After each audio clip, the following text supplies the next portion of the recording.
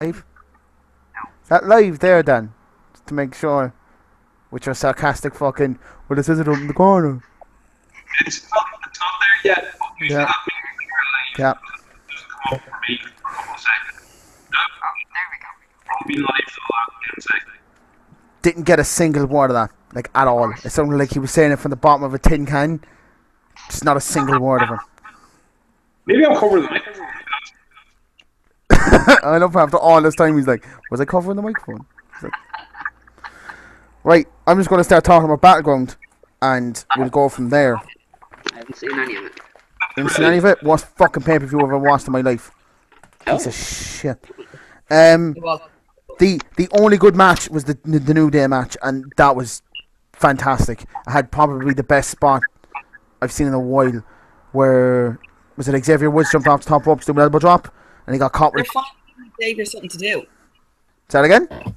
They're finally giving Xavier his chance to shine. Yeah, because was he ever defending those tag titles, or was he just basically just a manager?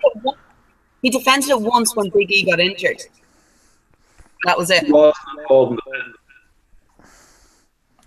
think it was always called. It was off his. I know it was usually Kofi and Big E, but I didn't think it was that scarce that he already defended it once. But he was fantastic in this match, though.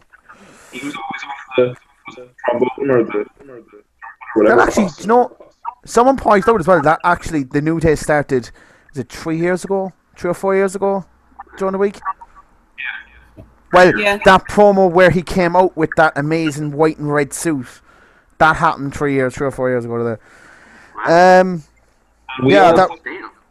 That was the only good match, and from here it is down fucking hill. Yeah, pretty much. After that was Nakamura versus Corbin, and I said that Baron needs to just shave his head because he looks fucking ridiculous. Starting to go, like, just the balls, and then the hair. It's like he's got a receding hairline hitting the back of his skull anyway, but away from that, the hair that he has is so thin. He just looks retarded. You know what he could just do? He just do and wear a bandana. I didn't get that at all. I love how he's very confident as well about that answer, and he's just nothing. Like, Hogan has the same problem with the big spotlight, and he just covers it up with the bandana. If he wore a bandana, Someone has the same problem and they're covering it up with a bandana. Oh, Yeah. yeah, that's a good, yeah. So from here on in, right, Dan, you talk. I'm not getting anything what Dan's saying. It sounds like he's muted completely. Like, It was fine the week he had the headphones. Have my notebook. yeah, but that was just an awful match as well. The two of them just didn't work at all. And then apparently they worked very well on SmackDown together, which I haven't seen yet. That's a beautiful close-up of him out there, Dan. Just top notch. Hello? Oh, I can hear you now. Yeah. Yeah. Right. So Corbin causes a loss. It was a good finish for both men, and I thought it was too. Nakamura won, but it was like through like disqualification, so it saved both of them. Corbin still looks like a bit of a prick. Nakamura didn't That was the only way to do it, though. Yeah, and that was my first fuck off JBL for the night. Not the first of. Actually, I think that was my only one. The day after the event, I said your notes would just be the day My notes consist of just one fuck off JBL, but second I know. For the Raw the next night, I have 20 fuck off Booker T's. 5 fuck off Corey's. I got 5 fuck off Corey's, and I think I've got 1 fuck off the entire commentary team at some point. So, anyway, I didn't see the women's match because my stream just crashed. Did anyone watch it? It was okay. I was surprised by the winner, though. Very surprised. Yeah. Because I thought it was not Charlotte. I didn't think it was going to be Charlotte. They have done nothing with her since she went on SmackDown. And I was like, Where are we going here? What? Discussing wrestling too. We're discussing. Did any of you get that? No, because I didn't get that. This might worse. No, it's not even like a sound issue. It sounds like a bandwidth issue. Because it sounds like every single time you talk, we get the first couple of letters, just cuts then. And then just Yeah, I'm surprised the winner though. Somebody pointed out as well. Was it V1 from the OSW review that Tamina still looks really bad? It looks like she just came from. She'll never look good though. Like ever. Like Jesus, you'd think you'd expect after 8. They debuted it 8 years ago. I think it was 2010. Yeah, it was 2009, 2010. She debuted with the Usos. I've seen her in 4 matches. I think she still looks like she just joined wrestling school, and she's blind as fuck. Yeah. I'm sorry. I'm actually shocked that she's been there for 8 years. I know, right? And well, she's been on the main roster for 8 years. She's been there for. Bull fucking shit. I'm checking. Somebody pointed out she debuted. Check. She only came in with Nina, like in my eyes. Check when the Usos debuted, because she did debut with the Usos. She definitely debuted with the Usos. She was probably in FCW for like 10 years before that. Oh my god, she should still be there. Like, if that was anybody else, they'd be fired. They wouldn't have lasted that long. Yeah, but she's Jimmy Snuka's daughter, so she has a job. Vince has this weird thing for Jimmy Snuka as well. If that was anybody else done what he did, they would have been gone from the WWE as well. Not really. She debuted in 2009. Was it 2009? Jesus. That's bullshit. She's crap.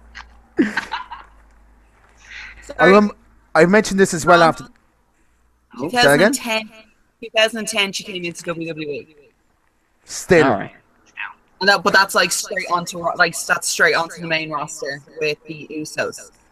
She didn't go through the developmental. No, Jesus. she went straight in with. Did Snuka have their own school or whatever? No, she had kids. Like What? She did like a few bits and pieces in 2009, and then it was straight on to 2010. Jesus, they must be desperate for talent then. Yeah. Who was on the women's roster in 2009, 2010? Well, Natalia was still there. Natalia was still there. Beth Phoenix was there. A lot of crap people. Kelly. Yeah, I'm assuming she must have been able to do like an arm drag or something. Vince must have went, fuck it, she's better than 90% of the female roster. Eve Torres and the Bella Twins were the only real ones actually on the roster at that point. And I loved Eve Torres. Miss her. Um, Gail Kim was Tina too. I love how Gail Kim's last match, she eliminated herself through the bottom rope in a battle royal. Just that was spite. Didn't Yeah, there. it's like no. If she, I think the logic was if I did it and got caught, fine. It means they were paying attention. But apparently, no one copped on that. She just slipped under the bottom rope. And no fucks given. Out the bottom rope. Next match after this, I by the way, I think Carmella's definitely cashed in that Money in the Bank briefcase at SummerSlam. Do you think that Natalia will actually get a chance though to be the champion? No. What happens? I think what will happen is I hope to happen because you have a built-in feud there because they can easily then turn Natalia face is get her to win the belt. She has her moment, and then Carmella comes in. James Ellsworth comes in, smacks Natalia, then she cashes in, and just you have a complete built-in story then of Carmella being the new person, Natalia being. Because they're probably having Corbin crash in. They're not going to do 2 on one show. Yeah, that would be 2 very, very similar ideas.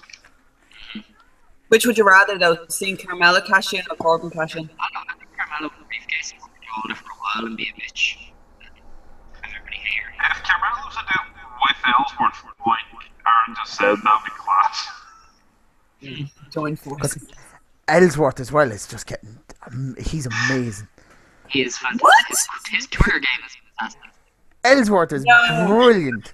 No. That little shit has outstayed his welcome. He should have been gone. He outstayed his welcome. I was going to see my brother there slowly pass behind me.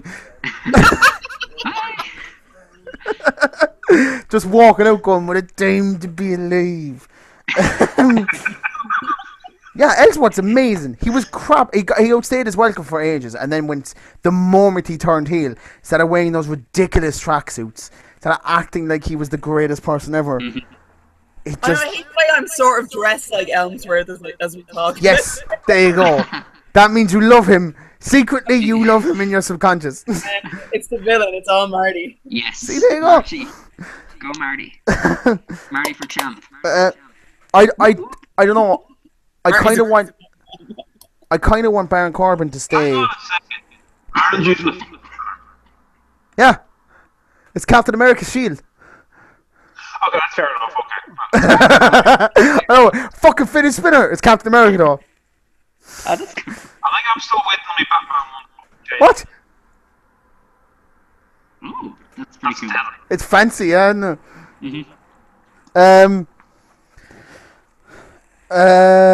Yeah. I kind of want.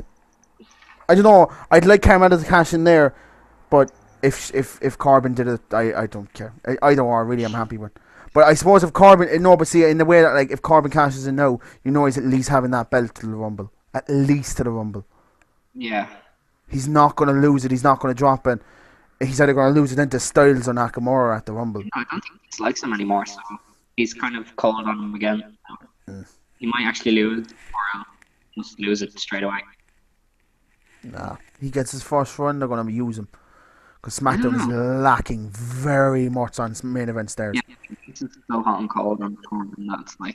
That's kind of more or less down to booking, though. Yeah, pretty much. It's down to booking and who... Right? If you have to put Jinder Mahal in your main event to stack it up, how weak is it? Okay. No. You have to look at That was it an from India the thing. actual business standpoint, though. Like, they want to branch out, so they're going to put Jinder in charge, but then they're bringing back John Cena in, so I think they're going to give it to Cena again. Yeah, and then Corbin cash in. Yeah, and then have it that way, and then have Cena be fucking Superman again, but not actually win. That's probably the best way. It's probably the only way. And the thing is, I actually quite like Jinder as champion. I said that the very first note I have from the main show is Jinder as champion. Jinder looks like a champion. Yeah. He looks... He has to look for it, and he actually can carry it, especially with the fucking... I just hate... I absolutely hate his voice. He sounds like he's trying to too hard, isn't he? Yeah. He's trying to sound like a movie villain. And you're He's like, way dude, too just hoarse talk when he's doing it or something. I know, I don't like it. Yeah. But you know what's interesting, actually, about Jinder? You know that WWE Tap Mania thing? They do, like, bios for everybody? And his is like, he's this self-made man who's, like, overcome adversity. And I'm like, no, he's cheating the whole time. That's very no, that's like with Heath Slater for how long? That is overcoming adversity. Yeah. So, like, fucking three-man bands. That was a fucking prison. Out of everyone in the three-man band to win a WWE title, last person I expected it, like... Well, yeah, the two that got released were never going to be champion. Well, Drew was definitely doing great down in NXT though. He was, but if he hadn't have left, let's say for example he hadn't have gone, I would have imagined him being the first champion out of it. Yeah. Because Heath is going to be their constant jobber at this point. Thing is as well, Heath is supposed to be very well liked backstage. And you know in 2010, during the height of the Nexus angle at SummerSlam, Bret Hart specifically asked to work with Heath Slater in that match. And look at it when you go back, when he goes into the ring, he goes straight for Heath Slater. I like Heath Slater. Oh yeah, he's good. He's a good hand. If Bret Hart's saying, I trust him in the ring with me, especially at his age and especially with the mobility he has, you must have somebody in the back going, lads, why can't we do something with him? Because he's funny as well. Imagine he won the IC of the United States Championship. I think he will, though. I think he will. I say there is a United States Championship in that one point. Just I would say if there's another superstar shake up trading back to SmackDown, but they can't do another one though. I actually don't mind them doing. I don't mind them doing a superstar shake up after the Big Four if it only meant a handful of lads just getting shocked and change room. It'll lose effect. People are going to be like, no point getting interest in this because it'll be changed too.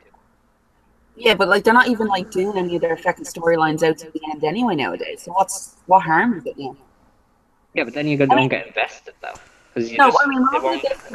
Actually, not even getting invested. Imagine you could build a storyline around the fact that if you don't like, let's say now the shit that's going on currently with Kevin Owens, and apparently he's supposed to face Shane McMahon at SummerSlam. You would easily say, if you don't beat me, you're just gone to Raw. Or if they bring NXT into it, you're gone to NXT. Yeah, but they're never going to send him back down, so that's kind of But it's, it's the whole... Oh my god, imagine if they did actually send him back down and just brought it up. The rumor is that they're sending some people back down.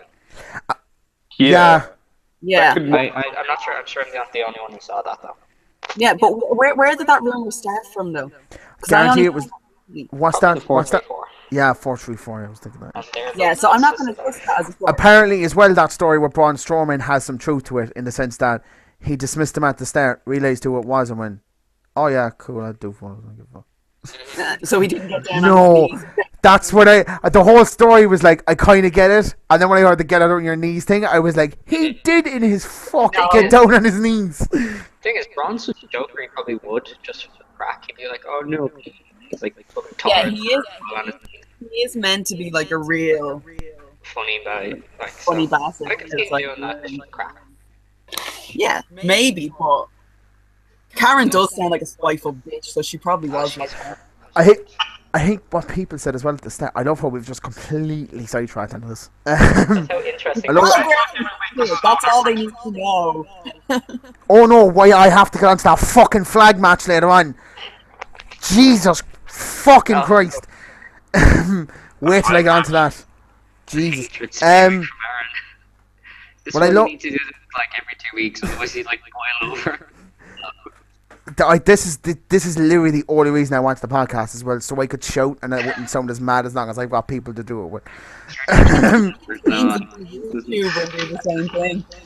Say that again, Amy? You can names and just become a YouTuber, and it's the exact same thing. Yeah, but it's not as fun. No, definitely not. You get to shout at people directly. Let's get back on here to this, because I gotta go on. The Styles and Owens match was next.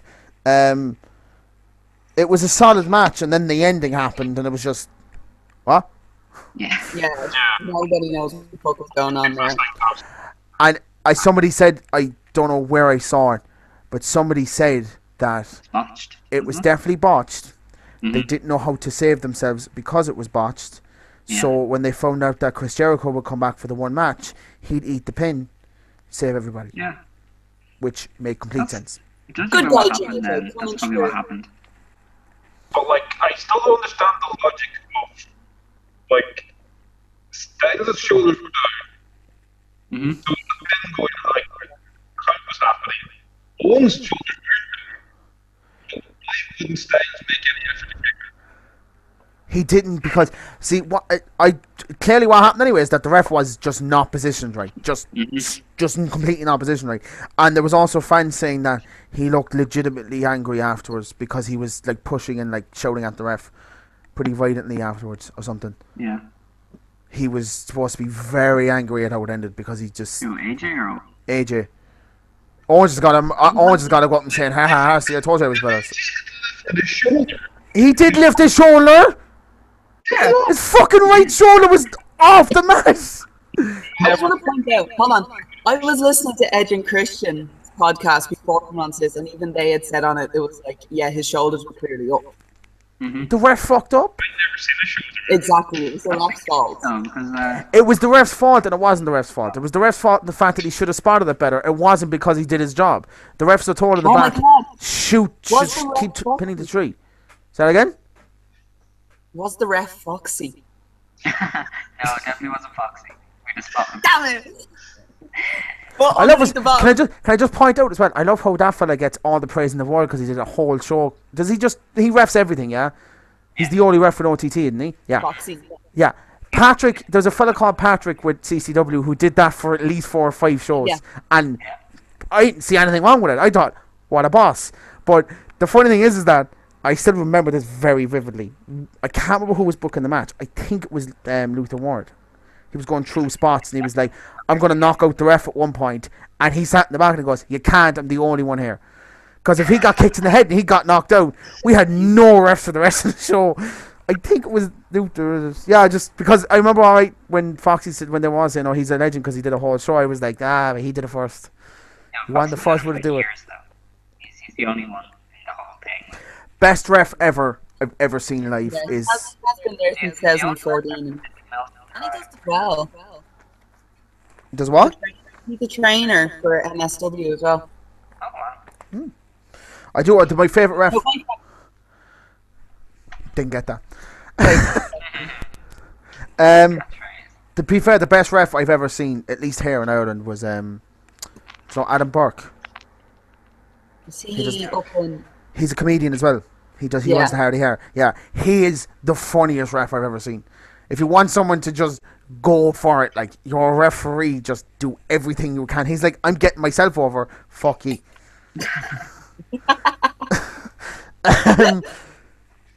After this was my favourite match ever in the flag match. Which I fucking hated. Right? No, just...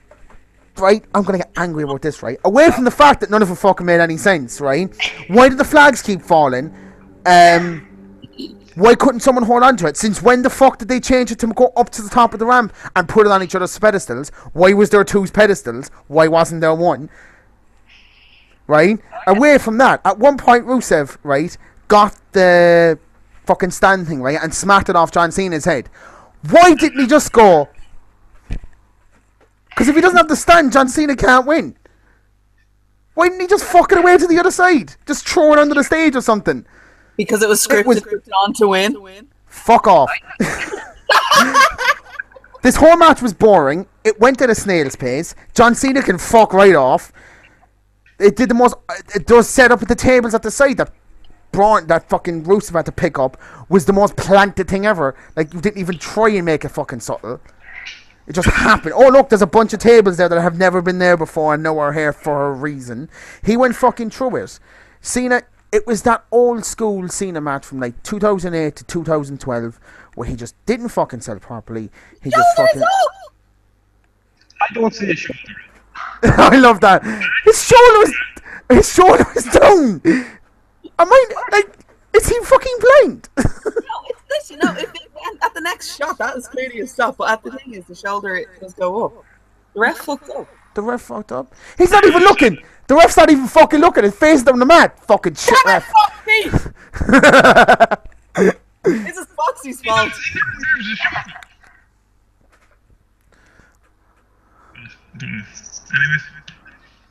Anyway, I'm glad you cleared that up there, Dan. Glad you cleared that up.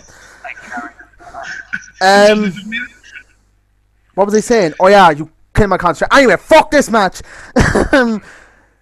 Yeah, it was generally just a boring. That was about, how long was that match? 25 minutes? Too fucking long is how long it was. You could have cut 10 minutes off that and would have moved at a better pace. Out of all the matches that Rusev and John Cena have had, how many of them has Rusev actually won? None. Technically, he did not win that match at Fastlane a couple of years ago because he passed out.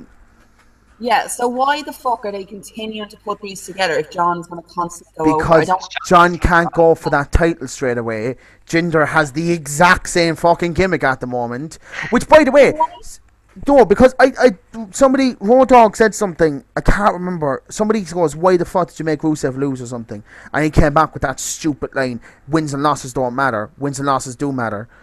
He fucking do. And then somebody else pointed out, you're the laziest writing team ever. Kevin Owens, Rusev, and Jinder all hold the exact same gimmick right now.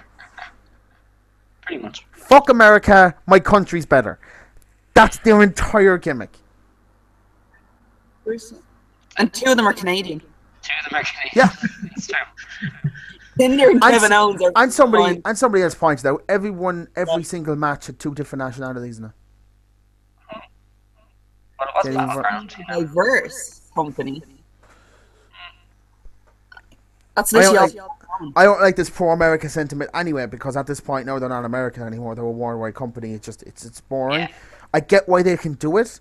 I get that it's cheap, and you get those. And I don't care if there's anyone from America watching, which I don't think there is. Fucking retarded fans over there to just cheer at the sight of an American flag. Fine. It's pathetic. I actually seen a post the other day. It was about 2 days before the pay-per-view, and they were like, what's your favourite anti-American gimmick? And not ones that were like, you know, cheap heat. And somebody put up a picture of Muhammad Hassan, and I nearly exploded in pure rage. I'm like, does anyone remember that gimmick? It was the cheapest. Fuck, it was shit. No, I could have done it. That was true. Slap a tan on me, and I could have done what he did. No, because everything he said had truth to it, which made it all that. Yeah, but it was cheap. It was cheap. He wore a turban and was. Yeah, but he wore a turban and he was from the Middle East. In a time where everyone was like, well, they still are, but more so then. If you were Muslim, obviously they wanted to blow up America. If the can you imagine if the London bombings didn't happen? It still would have continued on. It would have continued on. I think it was a great gimmick, but to be fair, I was like 6 at the time, so. How old are you? Oh my god. Yeah, I went through the same thing last week when I tried. I get that.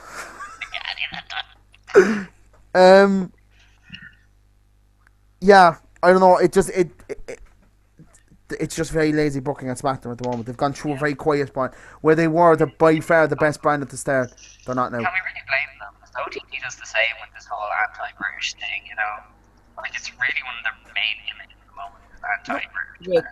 Yeah, but like, it's just fine if you give it to one person or maybe two. But like, they have or if they're in a stable.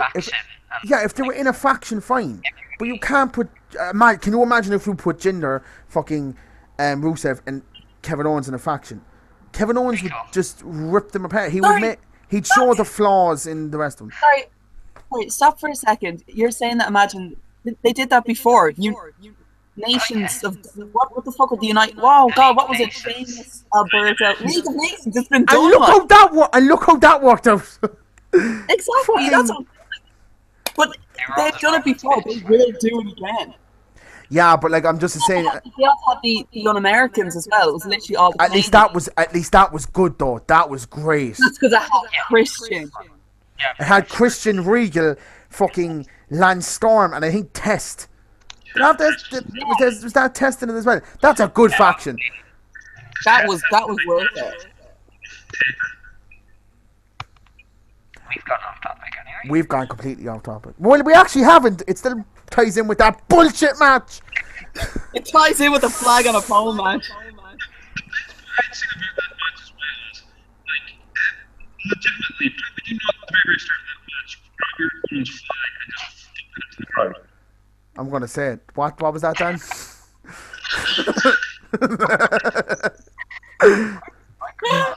He needs a microphone. He has a microphone in the ink. I could be wrong, but I think he took it back out. So I can't hear what he's saying. Yeah, I didn't get a single. It's right here. It's right here. Yeah. Oh God, poor Dan. Let's move on, because if I keep talking about this, I'm gonna get sick from anger. Next up was Sammy versus Mike, and Sammy won a match. Yay! He pinned someone and he won. I'm so happy for Sammy. What was that, Dan? He's gone. No, he's still there because I can actually see his like little dots at the side going up. So there is sound there somewhere. This match wasn't the best, but it was fine because Sammy won. So I don't give a fuck. We're happy that Sammy finally has a win. Canadian one, by the way. Is Sammy supposed to be from like the Middle East? Yeah, he's Arabic. Yeah. He's originally from the Middle East, but he spent most of his life growing up in Canada. He's not ginger Arabic. Like, he's originally from Syria. Oh, I didn't know that. I just thought he was Canadian. Yeah, no, he's originally from Syria, and then they moved when he was he actually on Jericho's podcast. I think he was like 9 or 10 when they actually moved to Canada. Oh, well, I've learned something new. Learning every day, huh? There you go. Just get a Facts by Amy sticker at the top of it. Admin Amy's unimpressed with your bullshit. Up next is once again, another fucking retarded match. The Randy versus Jinder one. This annoyed me more, right, at the fact that I should have taken count of this and I didn't because I didn't want to be watching. How many times did they climb and have to come back down? It's As many times. The very first note I have, steel reinforced bamboo. Fuck off. What the fuck is that shit? It is actually saying that it is just a steel cage. It's just and the worst thing is, did you see the views that the first row had? My God, imagine paying Spend them that much money, and that's what you have to look at. I would be fucking To be fair, who fuming. really wants to look at that match though? I still expect to be able to see it. I might not like it, but I want to see it. I'm glad. I'd be like, yeah, I can see that shit. That's right. The bright spots of this match were the two lads, the Bollywood boys. Careful to them. Singh brothers, yeah, they're Careful to them. They really went fantastic. for it. What was that, Dan? I think he thinks that I'm taking the piss, but I'm actually not taking the piss. I can't fucking hear him. So unimpressed. I need to see if his volume's up. It's fine. There's something wrong with whenever he tries to talk. There is. Oh, see, now for once it's not me. See, Dan, you are talking, but it's very, very, very low. It's like an echo. Sorry, what's your name? Mine? No, I know you and Dan. Who's Alex. Alex, okay. Hi. I love how we've been doing this for a half an hour and she goes, what's your name, by the way? No, because I wanted to ask it earlier. I just couldn't. You should know me. I'm the guy who spams the forum with like my shit writing for previews. Actually, Amy, if I'm gonna, do you know what? I'll talk about this afterwards because this is like shit afterwards. I'm not talking about this now. Why am I talking about this?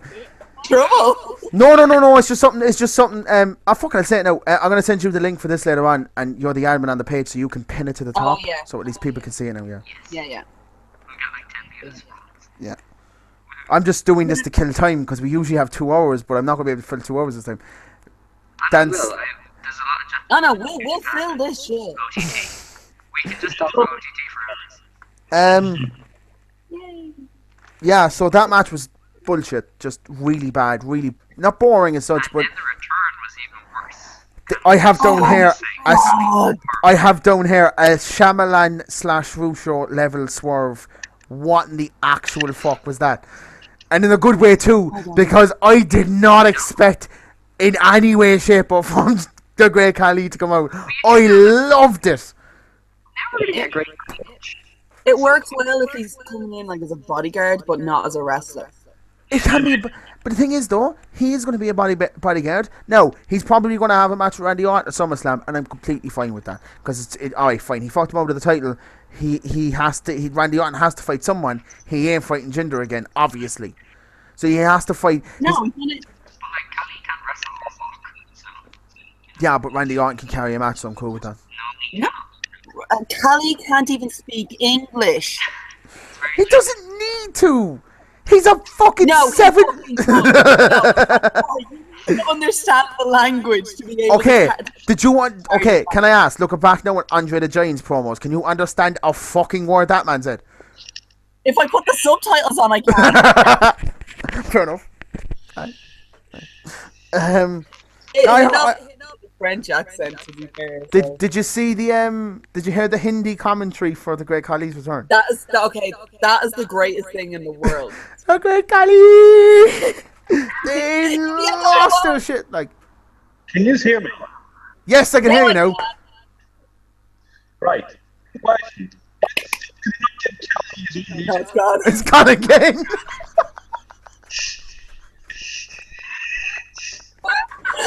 Oh my god, that's beautiful. I celebrated so soon. He's gone now. Dan's just gone. He's not on the podcast anymore. I'm not done. Dan's not playing anymore. He's given up. I'll keep trying, but it's not gonna work. But see, the thing is, I don't like. It sounds. I don't know if it's the speaker, the microphone he's using, or whatever. But it sounds like he's literally speaking at the end of like a food can or something, and that's how he's getting his audio. We tried using the microphone to keep it PS4. I'm not gonna ask. I'm not gonna ask what that was. Not gonna ask. See, I can see what microphone Alex is talking into, so I can understand why he sounds like a bit far away. And I'm using a headset as well, like so. See, I'm not using anything. I'm just. Oh.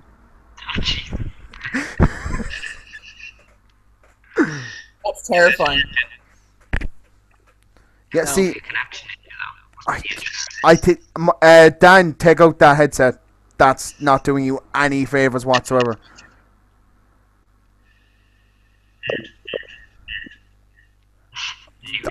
It's better than what it was. So Yeah.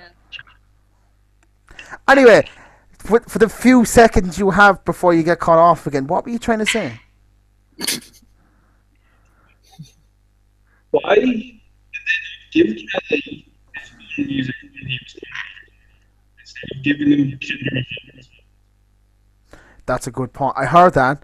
What he asked was, for anybody who didn't hear it, what he asked was, why did he come out to Jinder's music and not his own? I think it was just fair.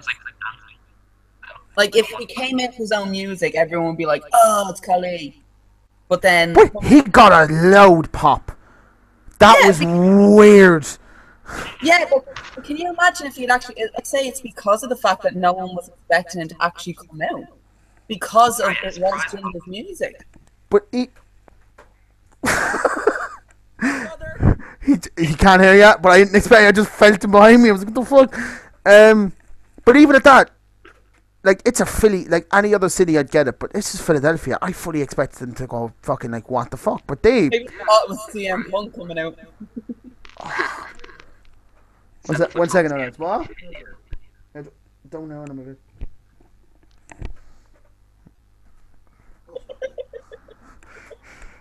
This is a very professional part. Last week we had my cat. This week we have Keen. I nearly had the cat with me, but I put her downstairs instead. My cat was inside. My cat was inside my bedroom. My brother decided to torment him, and he went out the window. So. Keen, you bastard. Thing is, though, the funny thing is, he'll leave, so he'll go to work. The cat will come back in, go on his bed. He'll stay there for the night. My brother will come home. He'll bolt out the window again. So I'm not in the mood for this shit. Don't need it. Basically me whenever Raw comes on. So, overall, that was a solid 1.5 star out of 10 show. The 1.5 stars coming from the fact that Sammy managed to pull a match out of his ass and win. Yay, Sammy! And that spot with Xavier Woods getting booted in the face off to try to do the elbow drop. Oh. I actually like it just in sense just for the New Day match. That would have been a reason for me just to have liked it. That gave me hope because we said it on the podcast last week. Like this card had potential to be a genuinely good show, and it just fucked failed at all levels. Like, Oh, it died. I think, realistically speaking, the only pay-per-views to actually try to get excited for are the big four. but I can get like Great Balls of Fire 3 weeks ago. That was a good pay-per-view. Yeah, that did surprise me. That actually was genuinely worthwhile. And TLC is turning into be a must-see show in the last couple of years because they're genuinely good cards. And the same with Money in the Bank. Some of their B pay-per-views can be good.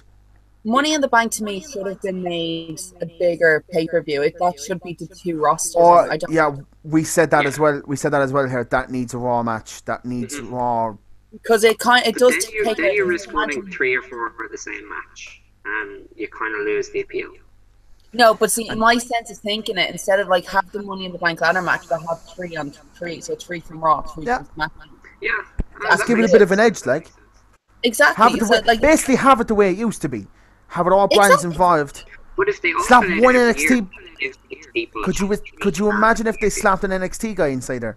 Well, like imagine if they're doing like the run up to like Money in the Bank could be qualifying matches. 2 from Raw, 2 from SmackDown, 2 from NXT are gonna get their chance. Yeah. Like that. We would be booked this shit better than the fucking Raiders. Yes, we damn well do.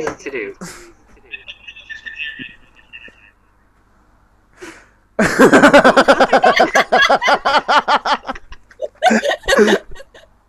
gonna say it.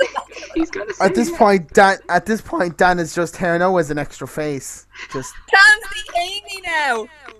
yes, Dan's the Amy now. Poor Dan. He's basically like this whenever we talk about Japan as well. He's like, no. Just so and so.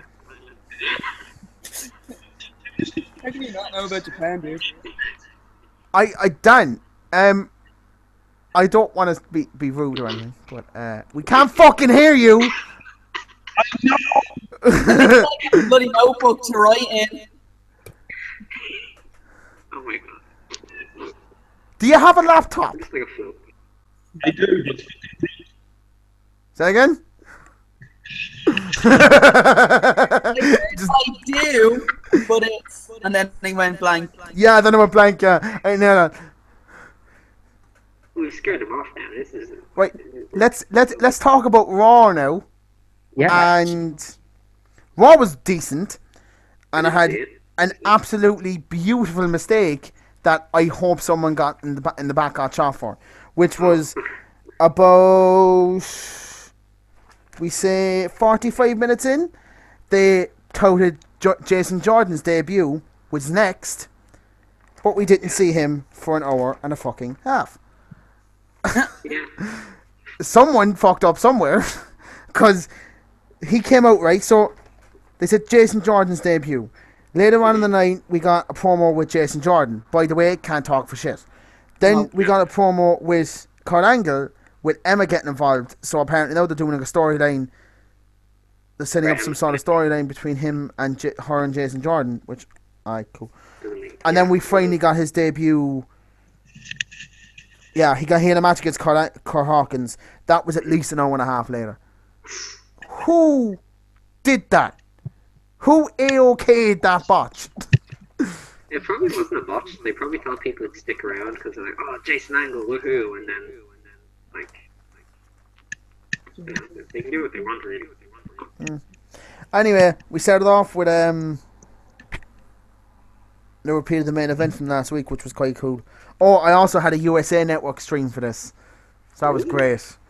Yeah, I love the ads. Angle opens up talk about last week. He kind of talks about Jason Jordan, but then just immediately then went into what happened in the main event. Braun interrupted, Joe interrupted, then Reigns interrupted, and he made he didn't make the Fatal 4-Way yet, but I ripped that because I just assumed that's what happened next. Roman Reigns. Knew that's where that was going. Roman Reigns in this, by the way, in this entire segment, I said "fuck off Booker T" 8 times.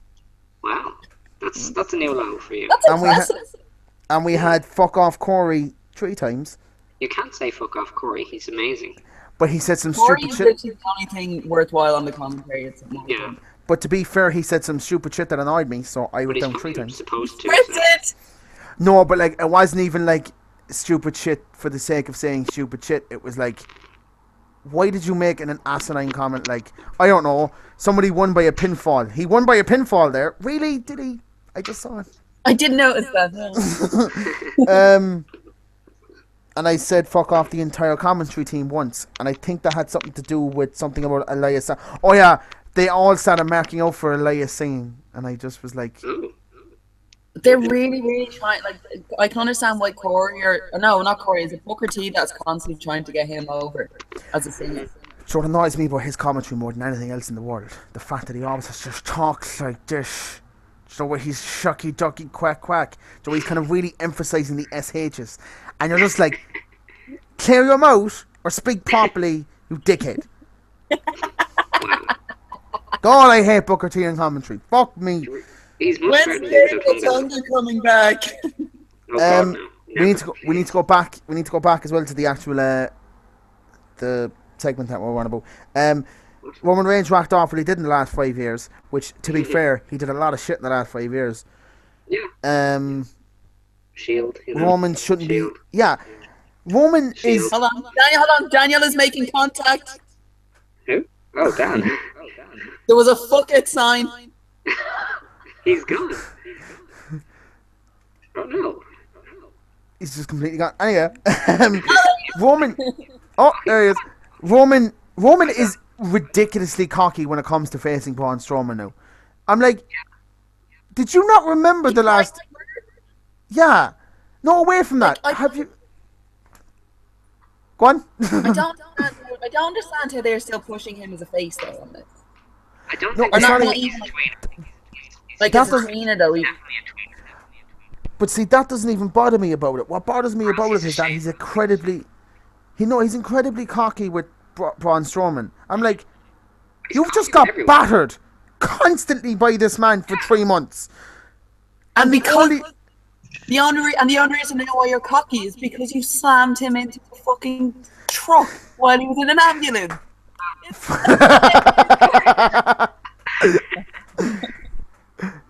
you can't hear me. No. Fuck it. Okay, I like it. It's constructive. I'll give him that much. Just keep flipping it around. He's just gonna be in for the next flip. Not alone. Maybe Can you write down, Dan, on that piece of paper why your laptop is fucked? Because we didn't get that the last time. All we heard was, yes, I have a laptop, but... And it just went. That's where we lost you the last time. Oh, it's broken. Is that what you're trying to say? Wait! That's grand, so. That's grand, so. let's play charades with Dan.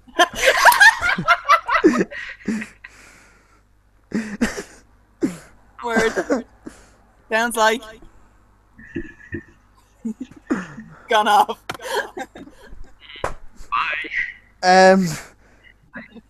Braun cleared house, causes a massive melee, looked incredible. Because Braun, Braun once again, looked like I a really fucking like Braun. badass. I really like Braun on this Yeah, one. I like his how new he- shirt is terrible, but everything about it is pretty awesome. Because he's gone now. He actually left, Yeah. did he? Oh, shit. No, not. Oh no, he just froze. Oh, he just froze. Yeah. Okay. He's here. Yeah, since- he looked great, to be fair. Like, I mean, Braun has been booked the best out of anyone from the Wyatt family since that started. Even better than Bray. better than most of the roster, like 90% of the roster, to be fair. Definitely. He's just great. Out of all of Yeah. them, he's doing what Luke Harper should have done a year and a half ago. Yeah. Yeah. Definitely. Oh, also, actually, I know this is going back to a SmackDown thing, but it's from last week's SmackDown. Are we all under the assumption that it is going to be Harper and Rowan that are taking over? Yeah. Probably. That or there's 2 lads from NXT that have been taken off the NXT roster that haven't been Which is released. not even NXT, so that. No, but there was some tag team apparently. They haven't done much, but their names have been taken off the NXT roster, but they haven't been released. So Who? either they're getting a Dozovich and Sabatelli or something? Or... yes, Oh, no, I they're think- the heavy, Yeah. heavy. I'll get the names. Let's say it's Dovicic and whatever the fuck his name was. Yeah. Yeah, You know what you mean. but they need a tag team, so I wouldn't be surprised if they actually were the 2 lads that attacked them, because they look like they could pull off that whole cocky, heelish fucking Possibly, yeah. yeah. Because the 2 of them aren't good. Like Harper and Rowan would just be, they're just bad lads. But at least you might have actually a story with the other 2 lads, because the 2 of them are fit and shit like so. I mean, Harper at that point didn't have a big show for going from heel to face like every 2 minutes. He literally Yeah, turned that's face. the Survivor Series running up. They literally had him back and forth as heel and face. And then he joins Tina's team, I remember. That was a fucking clusterfuck too. After that, great segment. It was Enzo and Cass again. Why couldn't this have died? They had a perfect ending every possible. Yeah. There's no need for it to keep going on. It's done. It's over with. Guess who won, lads? Guess who won, lads? Guess who won? Enzo, of course. Cass? Yeah, after that anyway, it was Elias. Apparently, I read Elias Jamson. So I don't think No, it's just Elias now. There's no more Samson. Just Elias. Which, let's be honest, if they actually mention it and they say, well, sure didn't need a name or something like that, fine. I'm cool with that. I'm actually fine with him taking away a second name. Elias is shit singing. Booker T goes, we know nothing about Elias Sampson. Have you not watched NXT? Clearly, no, we haven't. We know tons about Elias, Booker T. You tis. Is what I said about that. Count on the main roster. No, it counts to the main roster when they wanted to come to the main roster. I will actually say this. I do like how he did come onto the main roster, just randomly going. Yeah, just showed up. Just randomly there in like segments, like what the fuck is this? I like that. That's best debut ever. Fit Finley got a mention, which I was happy about. Always time for a good Fit Finley mention. Wyatt screwed Balor. Corey goes, why did Wyatt screw Balor? And I goes, why Corey? Because he's a prick. This annoys me so much. Because when Bray came over when he was brought over from SmackDown, they had started to do the setup to have Bray versus Finn. And then all of a sudden it was, no, it's actually going to be Bray versus Rollins. But see, and then that ended, and now it's back to being Bray versus Finn. I kind of like the way they did that, in a sense. He gave him a warning that I'm coming for you. Finn completely forgot about that warning, and I was getting battered. Fair enough. I think only because Strong got injured, they had to do the 5-way. Possibly, yeah. But it just annoys me the fact that they have the match then at Payback, and then the following night on Raw, Rollins goes on the attack again, and then all of a sudden, no, we're done with that storyline. Why? Can I ask? Because to this day, I don't know. Why were they feuding? I don't know. Rollins and Bray. Because Rollins called him a false prophet. And that was it. Or something. And Roy Wyatt was like, you're evil, and you'll always be evil. So you bring it out of you, and you're a liar. Oh, and guess what? That didn't happen. Yeah, it didn't happen. We're never going to see the end of it. Shock horror. They didn't finish the storyline.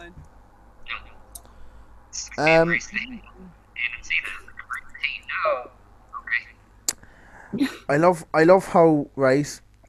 Can I ask, do I ever cut out in this? Does my voice ever break? No, not right. Am I more or less perfect the whole way through? No, I can hear you perfect the whole way through. I don't just break up like this, like. So I'm fine. Amy sort of cuts out from time to time. Not as often. You just drop for a couple of seconds and you come back up again. Oh. Alex, his sound is dodgy, but it's all right. I can hear him. And Dan's just there now, just going. Dan's just observing. So Dan, from here on in, right, I'm going to ask you a question about the show, and we want a thumbs up or a thumbs down or in the middle for how you felt about it. Cool? So, I better ask, how did you feel about the Elias Sampson versus Finn Balor match and the ending and the whole shit that happened afterwards?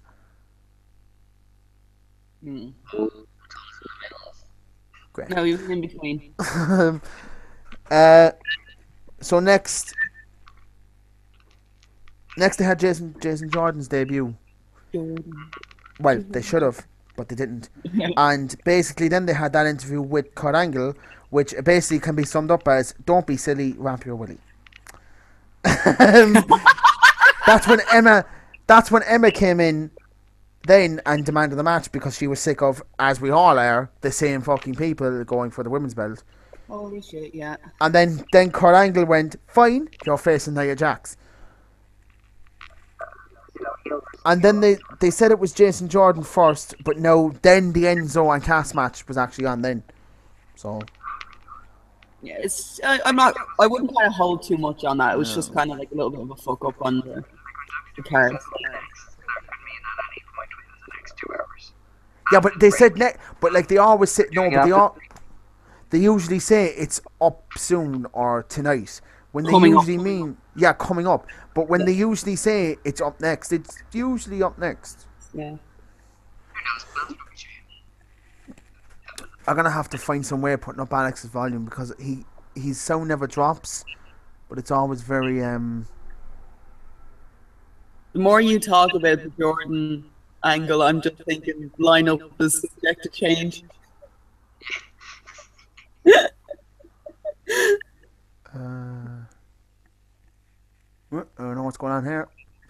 speakers that keep moving the microphone. It could be that. No, it's because see, you never really cut out. It's just it sounds very low. That's all, and I can't seem to change it somehow. This. Yeah, maybe take out the microphone and talk without it. See what happens there. Which it's connected to my headphones, so. That actually sounds better. That sounds 10 times better. So it's actually the phone speaker that I've given. I can't believe I'm going to say this. Was that? It's actually the phone. Oh. Well, here's an idea. Get a new phone. Or do what I did and get on the laptop. Yeah. Why is that? Why? If you can use a laptop, why are we looking at the top of your head? Can I ask? Me? No, Alex. Just all we could see was that part of your head. Massive forehead. That's why I asked the question. That's why I asked who he was. I'm like, who's the forehead?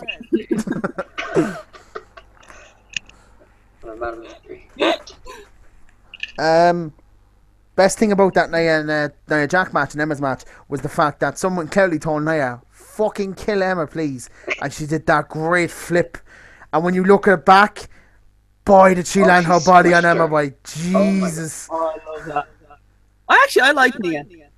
Oh, God, get that belt on her. Jesus, get that belt on her. I like her.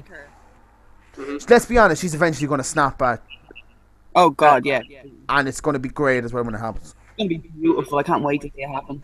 When she came up first, I feel like we could all think, I don't really want Nia Jax anywhere near this. She wasn't great in NXT. But the moment they've let her kind of do this shit with Alexa Bliss. Yeah, it's worked. They let her bring her into her own, like. Who would have thought having Alexa Bliss as part of your shit would work? Because I really like Alexa Bliss, if you haven't known. She is by far my favorite. She is my favorite diva since Bleeder. Bar none. Like, no one comes close. Well, apart from good and all the other stuff. Yeah, what was great about after this anyway was the Enzo match, Enzo and Cass. The best thing about this was the fact that the crowd very audibly were chanting asshole. Great. Cass was well loved it because he sort of looked around, I think at one point went, yeah, this is working. I like the idea of Cass as a heel though. It worked. And also, to everybody who said that he was never good on the mic, the first promo he cut on Enzo when he was turning on him was beautiful. Oh, it's great. I just hope that he continues. I see he has this storyline to back up what he's doing. So, you know, he's been invested into it. So I'm kind of hoping it doesn't drop when he leaves us. Because you can, like, if they do a Superstar shake-up, you can split him off onto SmackDown. Yeah, you need to get rid of him. Because there won't be anything else for him to do. 1 second there, I just got to turn the light because I'm getting darker and darker as the fucking podcast goes on. Like a fucking horror movie, this is where everyone's cutting up. Keen! No. Keen left. So, I'm gonna hear now in about 5 minutes' time. I'm gonna hear the cat go meow. Cass is great. Big Show battled and oh yeah, Big Show got a chant. People were chanting for Big Show. It was great. No, it was just we're just actually chanting Big Show. It was fantastic. People obviously like their big dudes in 2017. Alexa had a promo in the back. Her complete and utter disdain for everyone bar Nia Jax is incredible. She just does not give a fuck. No, she doesn't. It's great. But this was the first, and I ain't making an actual count to this. This was the first of many times she was asked, who would you rather face? She got asked this, 20 times tonight? I think that's literally the only thing that they ask her nowadays. Yeah? Who would you rather face? After a while though, like she answered it differently every time. But oh my God, was she struggling by the end of it. And she wanted to get up and slap someone. It's like the shittest game of fuck, marry, kill for her. My God. I took these notes down. Arseways. Jesus. Because we we might be here for a while if you're gonna go over everything. No, I'm not going to go over it. We'll just skim through it. So, Emma got a jobber entrance, and the minute they made after that women's match was everyone else, Dana, Mickey, and Emma. Yeah, pretty much. Yeah. After this was the cruiserweights. Akira, I just goes Neville, you beautiful bastard, yeah.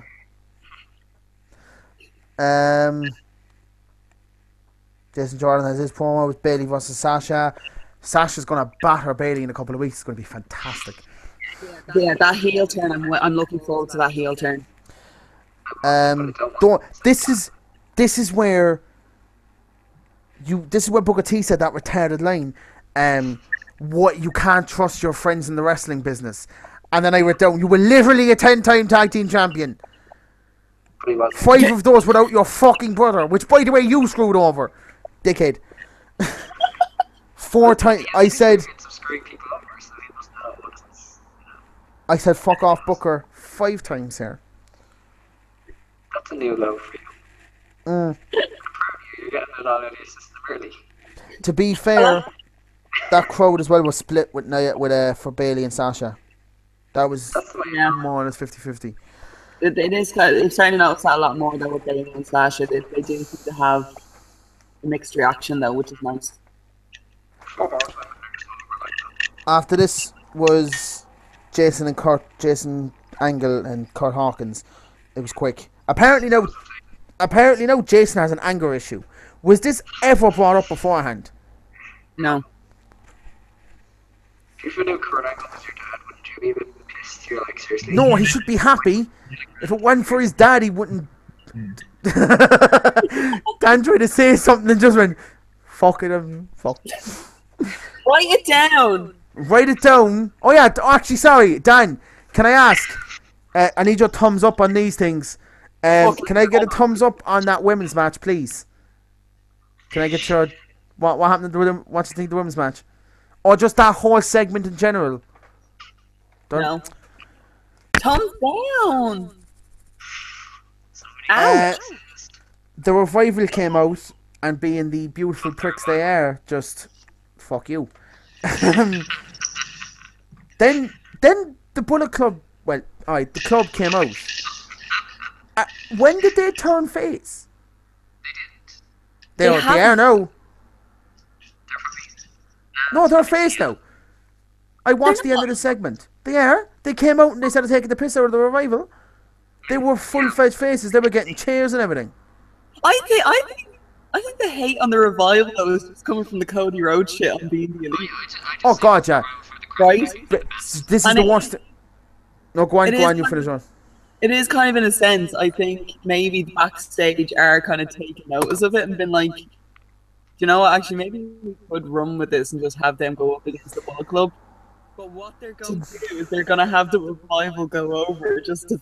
Like, oh god, yeah. Where we shadow the doubt, that's what's happening. The elite. They should at least come out, right? I know they will never sell it, but the Revival should come out with something to take the piss out of the Bullet Club. Something, just something on the top. Well, they're starting to do it on Twitter. With Twitter, fuck the Revival. Okay. Thanks for that, Dan. Thanks for that. This is actually. Can I ask what? Oh my god, my head is moving at like a mile a minute. Let's finish off what we're talking about. Fuck Cody Rhodes and the Bullet Club. Can I say this as well? Are we all in agreement that the Bullet Club is not as half as cool as it was a year ago? Yeah. Yeah. It's turning into NWO again. Everyone's the moment. Yeah. That's because everyone and their mother is allowed to come in if you're friends with the Young Bucks. Yeah, pretty much. Once again, and I'm just going to say that I'm going to say this right now. Fuck the Young Bucks. I fucking hate the Young Bucks. That's the reason I put that video. My Jim Cornette brain was on overdrive when you watched the clip that I put on the forum the other day of them super kicking the young fella. If you want to super kick a child, do it in the back or do it when the crowd's not there. Don't do it in front of people because it makes your move look retarded. Jim Cornette Mark. I fucking too right I am. I love Jim Cornette. Fucking love him. Best thing he did all week, he didn't even make any mention of the shit that he did on Twitter. It was great. I will say this actually, kind of in agreement with you. The only thing I actually like the Young Bucks for is being the elite. Because it means I get to see more of Marty Skrull. See, you're backing up my claim that the moment the Bullet Club shit ends, they will slowly fade into obscurity and go to the WWE without half the hype. They probably will, because literally I think the majority of their fans come from the shit that they do on YouTube. Yeah. And now they are gonna have their loyalty anyway, with like people from Ring of Honor and all that jazz. But like that's the only good thing I find with the Young Bucks is being the elite, and that's literally just what they do on YouTube. Like, this is not their fault, right? But my biggest pet peeve when it comes to the Young Bucks and shit is, I do get that they're saying fuck the Revival and all that. It's fun. It is kind of funny, especially that video of Cody Rhodes trying to do the interview where he turns around and he keeps going fuck the Revival and he keeps messing it up. What's that say? That would be an ecumenical matter.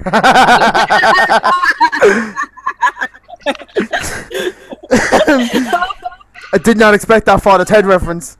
I love how every single one of us all leaned into our yeah, it's the worst. I get that, right? The problem is a lot of the internet smarks are just like, they're blinded by the fandom they had for them and truly believe that people hate the Revival. Oh god, it's actually Thank you, Dan. depressing. That annoys me. Because if you ever talk to them, they truly think the Revival are bad. I'm like, that's tag team wrestling with the Revival. The Young Bucks are just super kicks and flips. The Young Bucks are all that flippy shit that I normally do. Yes, Dan. But Dan, you're wrong. Okay, I respect your opinion, but you're wrong. They're good wrestlers, though. I mean, there's a reason they're as hyped up as they are. When they actually wrestle, they're good. Okay. But are they over? No, because of the shit they do on Twitter, or the super kicks, or how they wrestle. They're over now because of what they do on social media. It's them that's over, not their wrestling. They haven't changed, right? No, like I agree that they are over, but they're not over for wrestling ability. They're over for just being themselves. They kind of got themselves over for wrestling ability. Like they got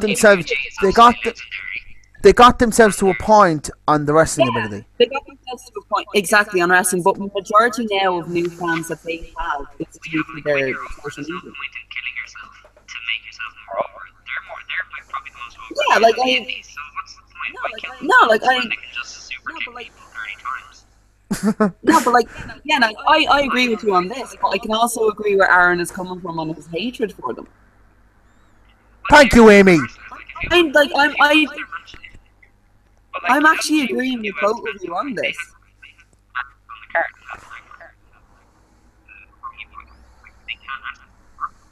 No, I know they can.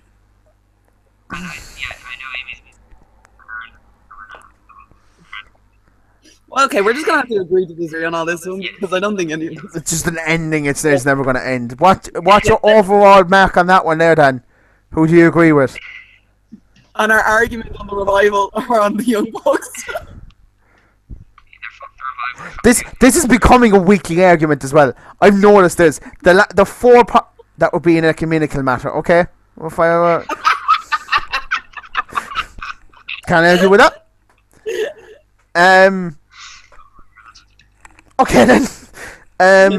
This is becoming a weekly argument as well. Every 2 weeks we argue about the Young Bucks and what they're doing to wrestling. They're destroying it, by the way. They're amazing fathers. Amazing fathers. Okay, we'll give it that much. This is where I zoned out of walk because I got tired. But the last segment was Dean and Seth's drink. Okay. Raw's pissing me off big time with what they're doing to me. They are tormenting me. Right, you cannot see this because of how I have my laptop, but my set shrine at the side of my bed. I kind of want to see it, but I kind of don't because it'd be a bit creepy. No, I'll show you now. Hold on. Is this an exclusive? Say that again, Dan? Is this an exclusive? Didn't get none of that. Okay, I need to point out this purchase. I had come back from a woolshed party, and I was really, really drunk. There's no excuse. If you can make it an excuse, Jesus Christ. That's glorious. That is amazing. It's a full set Sandy, but also next to the bed, also a drunken boy. That's amazing. Of course. That's not half as creepy as I expected it to be, though. Yeah, well, there's the two figures. I was expecting bits of his hair and everything on the top of it. So. No, but I might have DNA off the ring mat. Ah! Look, let's just. I am the resident field mark of the forum, and that's always been. And even in Wolfhead, I've always been the resident Seth mark. Remember Sam when he fought Finn? I was the only one supporting Seth Rollins. I was the crowd. Everyone else jumped on the Finn bandwagon. I didn't, right? That wasn't a bandwagon, alright. That was just pure unadulterated love for one of our countrymen. So. Alright, well, you know what? I followed Seth for like 11 years at that point, so I wasn't going to just. No, I'm not going to. Oh, so you weren't a Seth fan for the sake of it? You were like a Seth fan because. I've been a Seth fan since 2006. Shit. So I am legit all the way. I've put in so much fucking money into this bastard. With teasing a Shield reunion on me is just so fucking cruel. I can't deal with it anymore. It's so frustrating. I hate it too. Just give me the Shield. I don't want this teasing shit. Give me the Shield. Apparently. That's all I want. I will buy everything. Apparently is. Dan agrees. Dan agreed. I do. I want this. I do want this. Let's be honest though. The moment the three of them stand in that ring and put their fists together, there would be just. Do you know that? Do you know that piss take of Sean Spicer that they did in Saturday Night Live? So it's like, men were ejaculating and women were ovulating all over the arena. That's exactly what's going to happen. People will hear my scream from here. Like, everyone around Dublin or Ireland will go, what was that? It'll be me. I've never been to one of those woolshed parties or anything like that. I've never been to one of them. Don't do woolshed anymore since the guards crashed those buskers on the ball in Temple Bar. The funniest thing about that night was one of my friends wanted to go to one for ages. The very first one he went to, the fucking guards drug raided the place. Oh, gee, that came out of nowhere for all of us. All of a sudden, out of Ned's bar, fucking armed response unit turns up. We're really bad. Cheers. People crowding around. I was one of the people on the stairs streaming it on my phone on the network. I was like, they're like trying to push me, and I'm like, stop. 1 second. Like, what made it even better was everyone had like a different link, so no one was in sync. So you can hear one crowd of people like, "Oh, what the fuck," and everyone being like, "What happened?" And then we see what they were like responding to, and we're like, "Oh." Came in. They were trying to protect us from finding this shit out. Yeah, pretty much. I love how we got into that story. That was great. But yeah, if the Shield reunion is becoming a possibility by the time Summer Survivor Series comes about, I might go to that one. Yeah. Just for the reaction that it would get. Oh, the Shield versus the Bullet Club. Oh, could you imagine? Imagine that? Dude, because it gets me so excited, and then I'm like, no. You know that if it's I can only get the no revenue. That's me. I can only get so. Stop! I can only get so. I think that was Dan marking out.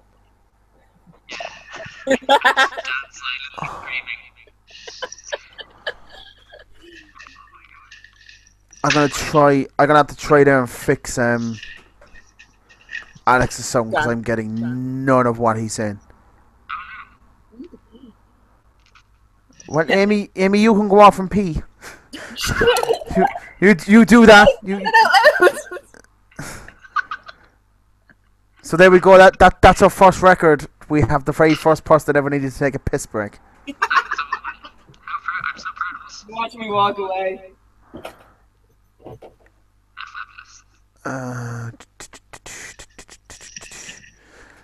There is a way I can do this because I saw it before. Is it not working at all now? No, see, I can hear you, but it's very it is very kind of muffled. I know there's a way of fixing this. I love this. This entire thing, by the way, has been a fucking disaster. But it's been the most fun we've had since the start. So. I mean, this is the years we do this. Like 5 people will actually give a shit, but like, still, it's the most fun we have all week. Dan has actually come up with. Dan said it the other day that we don't even do this for like views or money. We do this because it's fun. Yeah, pretty much.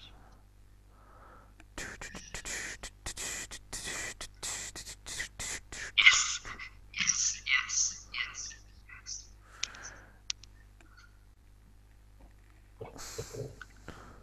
So are we gonna go on SmackDown, or are we just gonna skip? We'll just keep marking out our stuff. We'll go to SmackDown next. We spent an hour and 15 minutes talking about WWE this week. Jesus. We said talking about it, then the writers gave their storyline. Yeah, so we go on to SmackDown. There is literally only two things we need to talk about in SmackDown. Chris Jericho came back. Yay! Chris Jericho lost. Fine with it.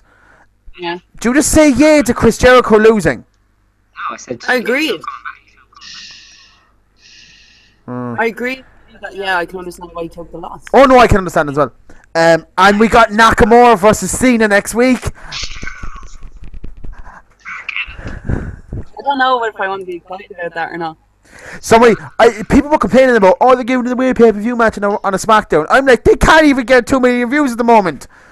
They need it. They're doing what Raw and SmackDown need to do now. Fuck the revival. That has no meat bearing here.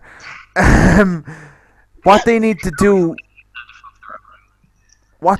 now. Oh my god! Can you imagine the hits on Pornhub fucking the revival? Jesus Christ!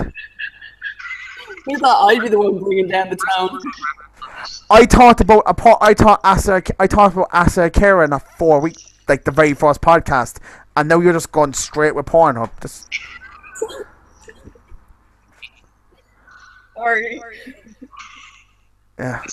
First.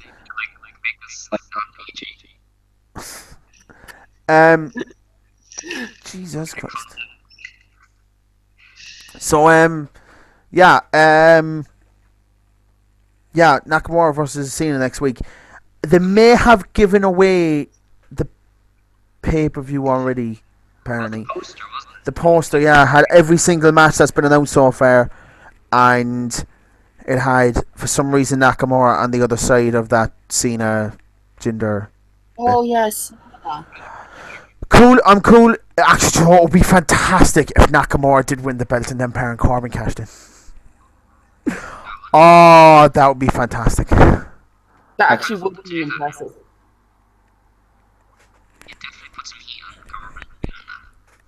Yeah, well, he's getting decent heat as it is, to be fair. You can get like nuclear levels there. Like, oh god, yeah.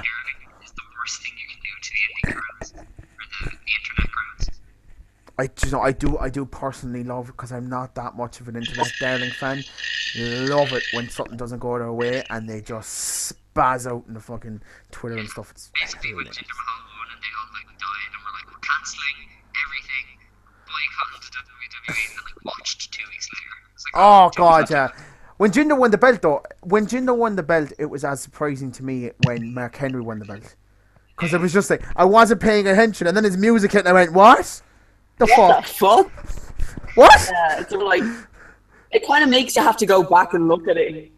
Oh, I've watched that. I've watched that about 10 times already, and I've watched it with the Hindi commentary, which is even better. It's amazing. That's come out of it. India number one. India number one. India number one. India number one. Lads, he's Canadian. Well, he is and he isn't. Okay. No, his parents are Indian, but he was born and bred. So he's an Indian Canadian. He's technically a Canadian citizen. Well, he's both. And I'm assuming he has got dual citizenship. I say at this point, isn't it? I highly doubt that he does. To be honest with you, I say he just stuck with Canadian. I love way too much paper. I love India. Way too much paperwork. He was just like, nah, I can't forgive it. I have a 3-man band I'm trying to take off. I don't have time for a passport. It's kind of insane that he nearly opened up a Subway shop. Can you, like, imagine that. In the space of 2 years, you nearly opened up a Subway shop. Now you're the WWE champion. Not main eventing, but at least high up the card in a SummerSlam show as the champion. That's solid enough, like. That's the turnaround. Yeah, he actually did do well. Maybe because of the riots, but you know. He's not right. I thought that at the start, but he's not, let's be honest. Actually, did you hear the story of when John Cena came into the WWE first? When He Bruce was. Pritchard... No, he wasn't, because he got incredibly offended as well at Bruce Pritchard when Bruce said, "Are you on roids?" He got like seriously offended by it, like for years afterwards. But when he went down, no, go on. Go on. No, you go. All right. So he wasn't signed by them yet, but Bruce Pritchard wanted Vince to look at him. So he brought him down the step, and Vince went, "Get that roided freak out of my backstage area now." And he went, "Oh," I just walked away. And it took him ages to persuade him that he's not in rights. He had to see all of his like paperwork and everything from all the bodybuilding things that he was doing to prove that he wasn't juicing or anything. It's a cool story. It is actually a good story, but my whole thing on like the amount of guys that like, no, I'm not on roids. I never had. Lance Armstrong made a fucking career out of not being on drugs, and he even won court cases about not being on drugs. Guess who the big fucking liar was there, guys? So when I'm sorry, but like the majority of the lads on WWE, when they've gone from being the gender after, I'm sorry, there's something been taken. I think though when it comes to gender, it was, if I'm going to go back into WWE, if they ever hire me, I'm going to look as best as I possibly can. He went on the Khloe Kardashian revenge body diet. That's what happened. He left WWE and he just went. What you're missing. Put the title on me. Was he that big when he came back first? I don't think he was. He was still. He was in 3-man band mode still when he came back first. Yeah, he was. No, he was slightly more ripped, but he has gotten progressively better. I just don't, after hearing that John Cena story, I just don't think Vince would openly allow someone on rights unless it's Triple H, which apparently Scott Steiner tried to get him to do when he left. He was like, if you're making me do a rights test, I want Triple H to do one too. And Vince went, no. Triple H probably just had Stephanie pissed into the cup. Probably more. The funny thing about that was though, when you look back at Triple H around the same time, like 2004, 2005, he was at his fattest. He was very out of shape back then. Yeah, that was the body, wasn't it? Yeah, I love how the Evolution body was like, he looked great at the start, and then by the time it was finished, it was just it was like Mac from It's Always Sunny in Philadelphia. I've tacked on a lot of mass. That's all I did. I just tacked on mass. Just tacked on a lot of mass. You fucking ate on his career.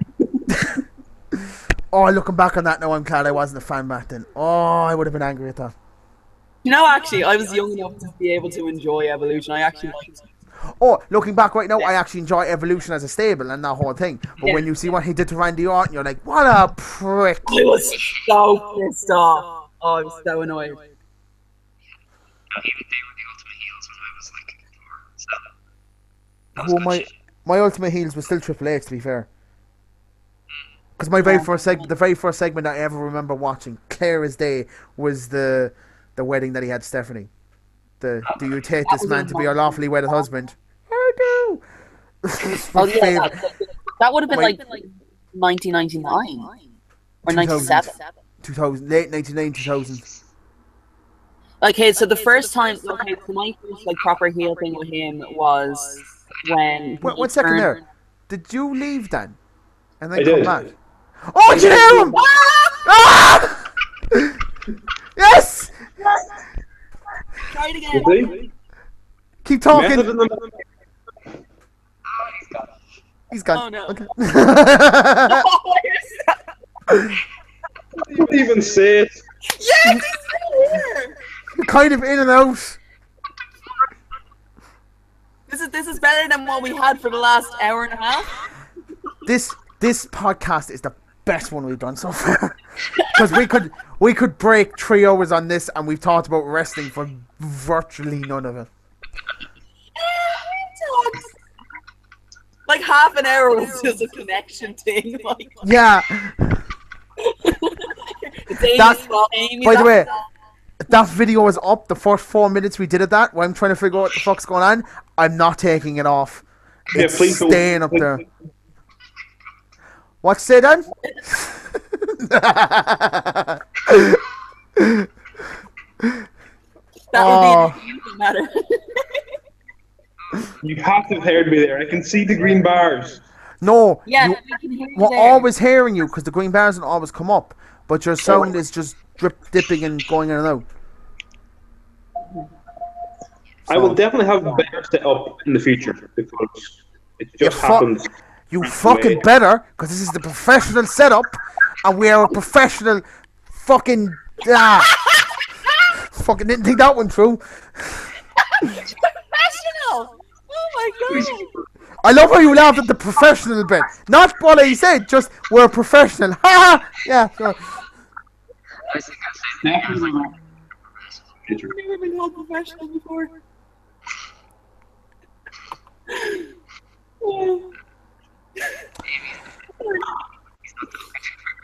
Anyway. Oh, sorry. Anyway, let's get. Go back Yeah, to what were you saying to me? Yeah, so like the one thing I can remember, like badass, like real work for him was when he turned on Shawn Michaels. Oh, when they brought back DX and he just fucking. Yeah, but I always remember that SummerSlam match because it was the street fight, the unsanctioned street fight. Oh yeah. Won, and then he just came down with the sledgehammer right to the back. Yeah. I was like, I think I'm in love with this person. Just on the heel now. I've always been a heel girl, and that has just cemented him for me, I think. I've always been a heel person as well. Kurt Angle, like, I remember when wrestling was really hot, right? Everyone loved Stone Cold, everyone loved The Rock. And don't get me wrong, I like the two of them. But I love how everyone would say their favourite wrestlers, it would just be the same. Stone Cold, Rock, Stone Cold, The Rock. And I'm just like, I don't mind Kurt Angle, though. And just Angle was pure, when unadulterated hate of just like, what do you mean you like Kurt Angle? You mean? different. I remember my mom, right? She knew this person who used to make leather belts, right? And I cannot find it for the life of me. But I got a Rock one and a Kurt Angle one. And I also like the Hardy Boy, so I had the two of them. It was literally just a leather strap with their name in it. It was kind of cool. I have no idea where they went, though. They've gone years. But I remember I had a... I will be back in a second. Oh, Okay. oh, he's actually gone, is he? Yeah. Well, yeah. Oh. Dan's a prick, isn't he? Yeah, we had those belts anyway, and I got Kurt Angle on mine. I brought it to school one day, and people did not like me. I did not make friends from saying that I like Kurt Angle. Aww. Say you like wrestling. But see, that was around the same point the Attitude Era was ending. By that time, that summer came around, and hey, he's back. By the time I was back at secondary school, wrestling was completely uncool at that point. So Yeah. Yeah, I think Okay, is this any better? that sounds better. Yeah. yeah, it sounds better now. Right, okay. Right, so we haven't had you for about an hour. Do you want to just Should we go say- back to left off, or? Yeah, we'll just do everything again. Yeah, I was making notes, so I'll just go.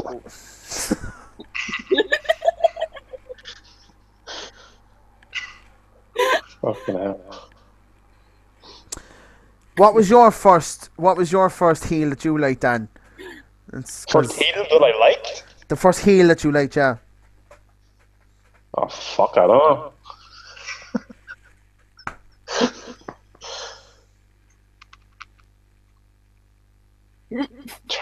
Honest to God, I think I probably didn't actually start liking heels until I came back to watching wrestling, probably about 2010, 2011. Okay. Fair enough. And I can't even remember who it was at that stage. I'm gonna go out on a limb and guess CM Punk, because he doing straight edge society at that point. I would assume. Yeah. Holy shit, was that 6 years ago? Yeah. Fuck me. Yeah. Oh my god. You know what, I'm just gonna go out there and say I've never really been a CM Punk fan. You shut your dirty mouth. CM Punk. I love how I keep, like, you don't notice this, but my laptop is actually broke, the screen is bust, so I have to watch you on my TV, so I'm pointing at you, but I'm not really pointing at you. Shut your mouth. At least, okay, I can say, at least you just said... That's my setup. At least you just said, shut your mouth, because when I said that to Nathan before, he was like, shut your dirty whore mouth. I was like, oh... Dude, that's a bit much now. Okay, I understand. I was just like, I can appreciate what he does in the ring, but I was never really a fan. I think it was because of the whole straight edge thing. I'm just like, fuck you guys. I wasn't a fan of him at the start, but it was the straight up stuff that made me go, he's kind of cool. Yeah, as EW days was. Yeah. But to be fair, around that same point as well, I was actually starting to learn about, like, there's life outside the WWE. What? Yeah. And then I saw his promos against Raven. One of my favourite promos ever is the one he did it with Raven, with Cole Cabana in the background. And Cabana's just looking at him in awe, like, what the fuck is coming out of your mouth, dude? Where has this come from? It's one of those things. Cole Cabana looked at Punk the way you want someone you're in love with to look at you. Yes. Just, oh god. Like, I want someone to look at me the way Colt looks at CM Punk, because, oh my god, you'll never find a love cure.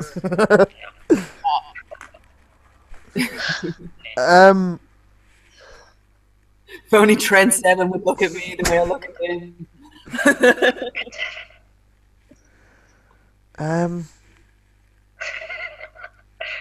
Let's just get on to the G1 because we veered completely off here.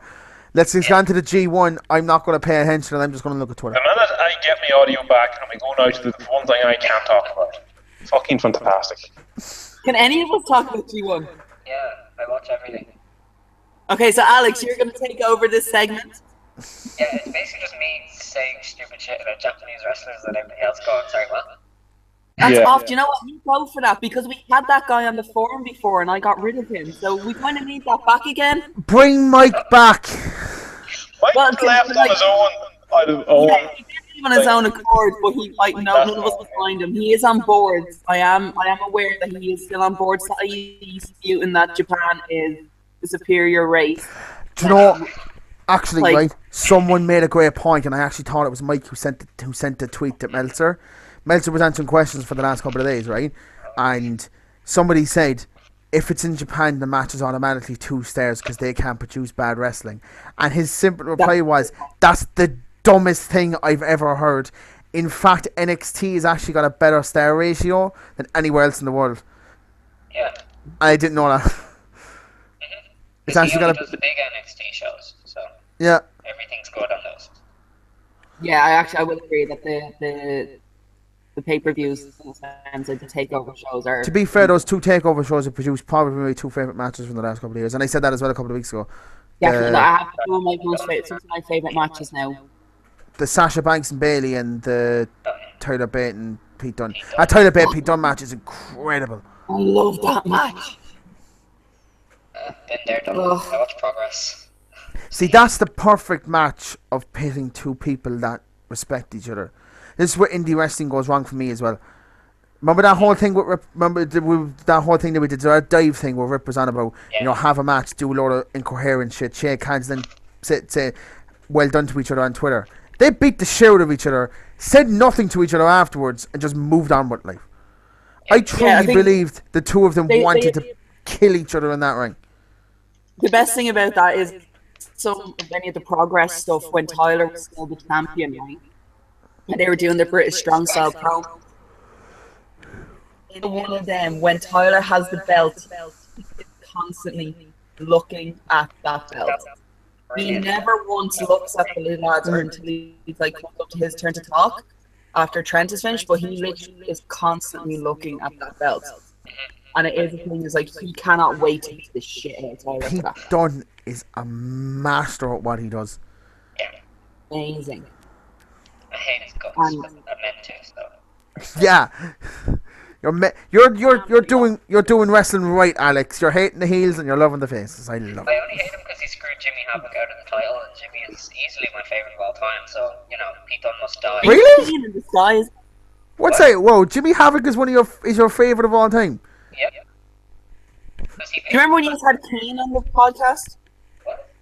Did Kane bring up fucking Jimmy Havoc because he fucking is all over himself? Oh, lads, we've got one viewer. Yay! This is the only viewer. Why did you ruin that, Dan? Why did you ruin it? I'm glad your microphone cut out when you said me. I'm very happy that happened. You prick. I didn't hear what he said. He goes, that's me. And the microphone went again.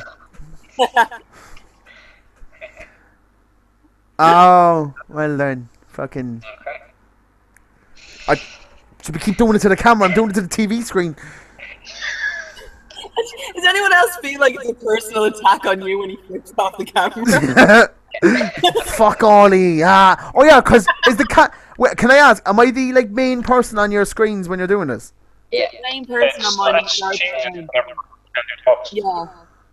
Oh. Sometimes I've stopped doing that. I've clicked specific ones, so I keep changing it between panels. If you click on the one that's currently biggest down the bottom, I think it goes to that where it switches by itself. It doesn't with me. It just has the white box around it. I keep switching it every 20 minutes or so. It's just so someone box on the bottom. It'll change to automatically go between them all. Yeah, I'm not doing that. Too much effort. It's too erratic. It's too erratic when I do that. What are you saying? I'm just using the little small camera just to stare at myself, if I'm honest. That's it. We lost Amy. Anyway, let's get a rough run through of the G1 there off Alex. Right. So basically, there's it's been 4 shows this week. So I'm obviously not going to run it all down because there's way too much. Do the main hit the main events. Kenny Omega's, Tanahashi's. Not even the main events, but the best matches were Elgin had 2. He faced Okada and Omega, and they were easily just pretty awesome because Okada, Omega, and Elgin are all fucking cool. And Naito and Nagata had one, and that's all story because this is Nagata's last G1, so it's will he win? Will he not win? And Naito's pretty fucking cool as well. And Kenny Omega was in one of the main matches with Toru Yano, and Jim Cornette and Aaron will hate it because it's all comedy. So don't watch that. But the moment we're kind of in the lull period where we're waiting for some of the bigger matches at late stages to decide things. So we're kind of in the 3-star territory right now. That's pretty much it. Without boring you today.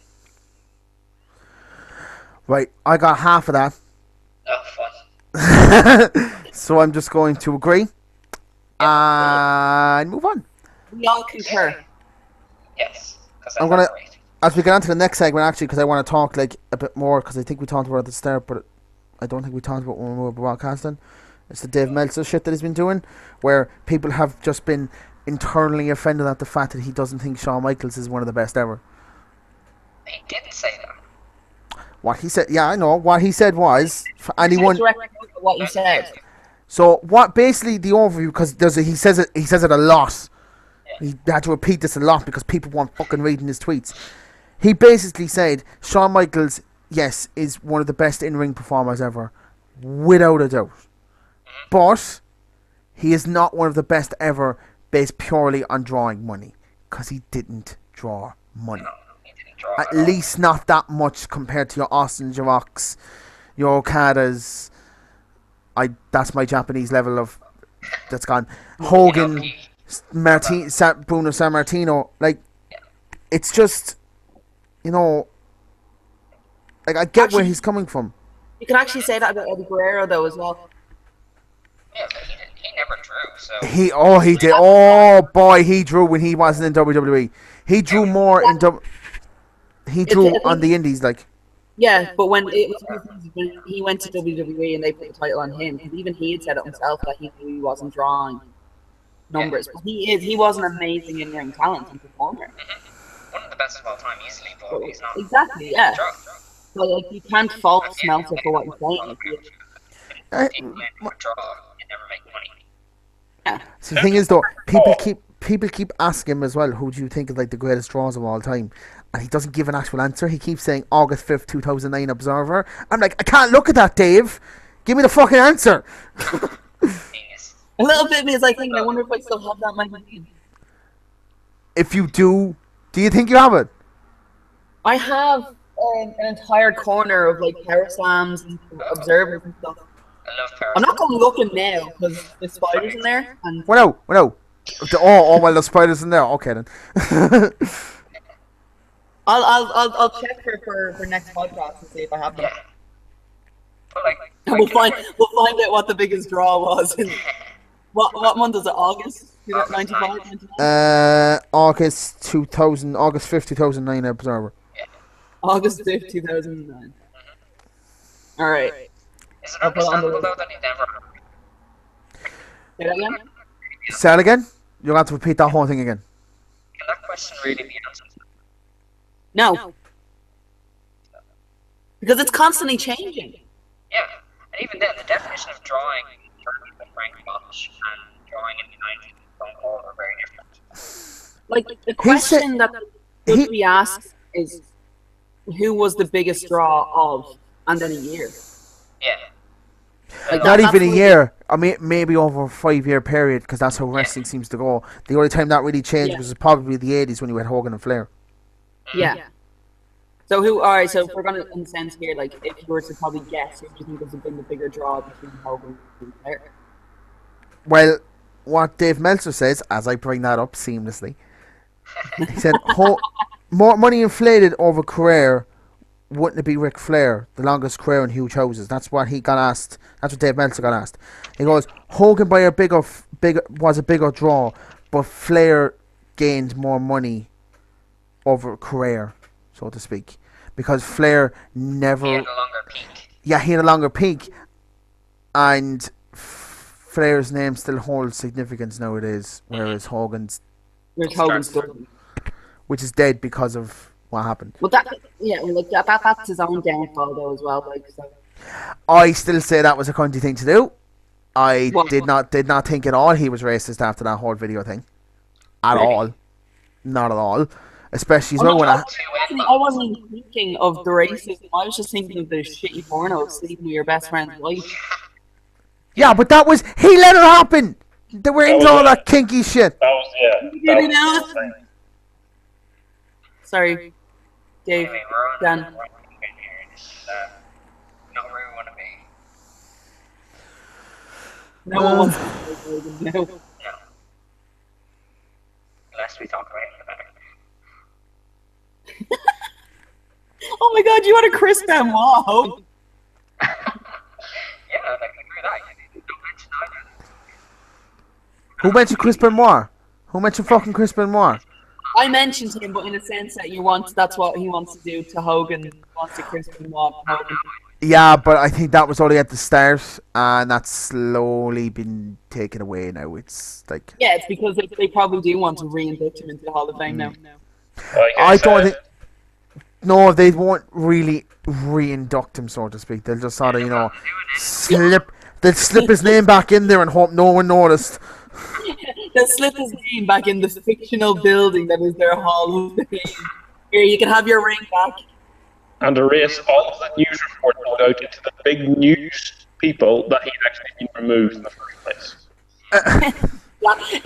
They're going back onto old newspapers going, why are all these things blacked out? What's all that about? Well, That's just government stuff. I found this tweet. I found a tweet that was on about order. The Japan adds 2 stars automatically. Dave replied, "How come NXT averages more than New Japan Pro Wrestling? Does NXT add 3 stars automatically? How does that make sense since it's WWE? Think before you tweet." Don't WWE lie about their numbers an awful lot, so I'm not surprised they have the 3 stars. Oh my god! Do you listen to Bruce Pritchard's podcast? Oh my god! Anytime someone brings up Dave Meltzer, he just replies with "Fuck Dave Meltzer, fuck him." That's his fuck the revival. There you go. That's his fuck the revival. Look, I can fuck up. Jesus Christ. Say that again? I didn't get that. I genuinely did. I zoned out. The sound was fine. I just zoned out. I was just saying, why am I reading this book? I can talk now. Oh, use the book for ecumenical matters and such. We're so used to not listening to you that when we hear your voice, we all just zone out now. Me making an attempt to speak rather than actually talking. I can't believe I'm going to say this. I didn't get that. Go I on. didn't get that. Yeah, I actually heard my audio breaking as I was talking there. Oh, you heard it as well? Oh, that's grand, so. That's great, so. I was waiting for it. I'm making a joke saying that, if we ever get 50 viewers, I'll make a t-shirt saying "What was that, Dan?" But I'm actually really tempted to get that printed on this black top, and I will have it for the next review. Point at it every time. So what? I actually am going to do that. I'm just going to get "What was that, Dan?" all over this t-shirt. And on the back of it, fuck Booker T. Yeah. Yeah. Fuck Booker T times infinity. Yeah, we have to you should bring up a rating system, and it would be just the fuck Booker T rating system. Yeah. This match was 3 fuck Booker T's. Yeah. If we ever get to the professional level where we can have a counter in the corner of the amount of times you say fuck Booker T, every time. Hopefully at some point in the next 6 to 12 weeks I'll get a new laptop. And I'm actually going to try and get proper editing software. And if we get XSplit, it'd be great. Say that again? XSplit, I think it is. Is that? That's what the streamers use, and then you can add in little graphics and stuff on your video and all that kind of thing. Oh, we can get a little fuck Booker T graphic. Yeah. Oh. I'm going to have fuck Booker T, fuck the Young Bucks. No, that's actually have Booker T sitting in the corner, and then the Young Bucks super kick him, and then just scream at fuck after fuck Booker T. What else happened this week? Was there any more wrestling stuff? Yeah. It has been a quiet enough week, but independent in Ireland wise, because there's a show coming up tomorrow. They asked for 5. Oh yeah. Oh sorry, the OTT show on the let's go through that there, lads. I want to pay attention, but which OTT show? The last one they had. No, review the main one, the actual main one that's happening up in the National Stadium. Oh, okay, that's cool. WrestleRama, yeah. WrestleRama. Right, so the cards that they have for WrestleRama at the moment is... Well, we do Dublin because August is kind of a mishmash, super indie kind of thing. Do you want me actually? Do you know what? I go on Facebook there, right?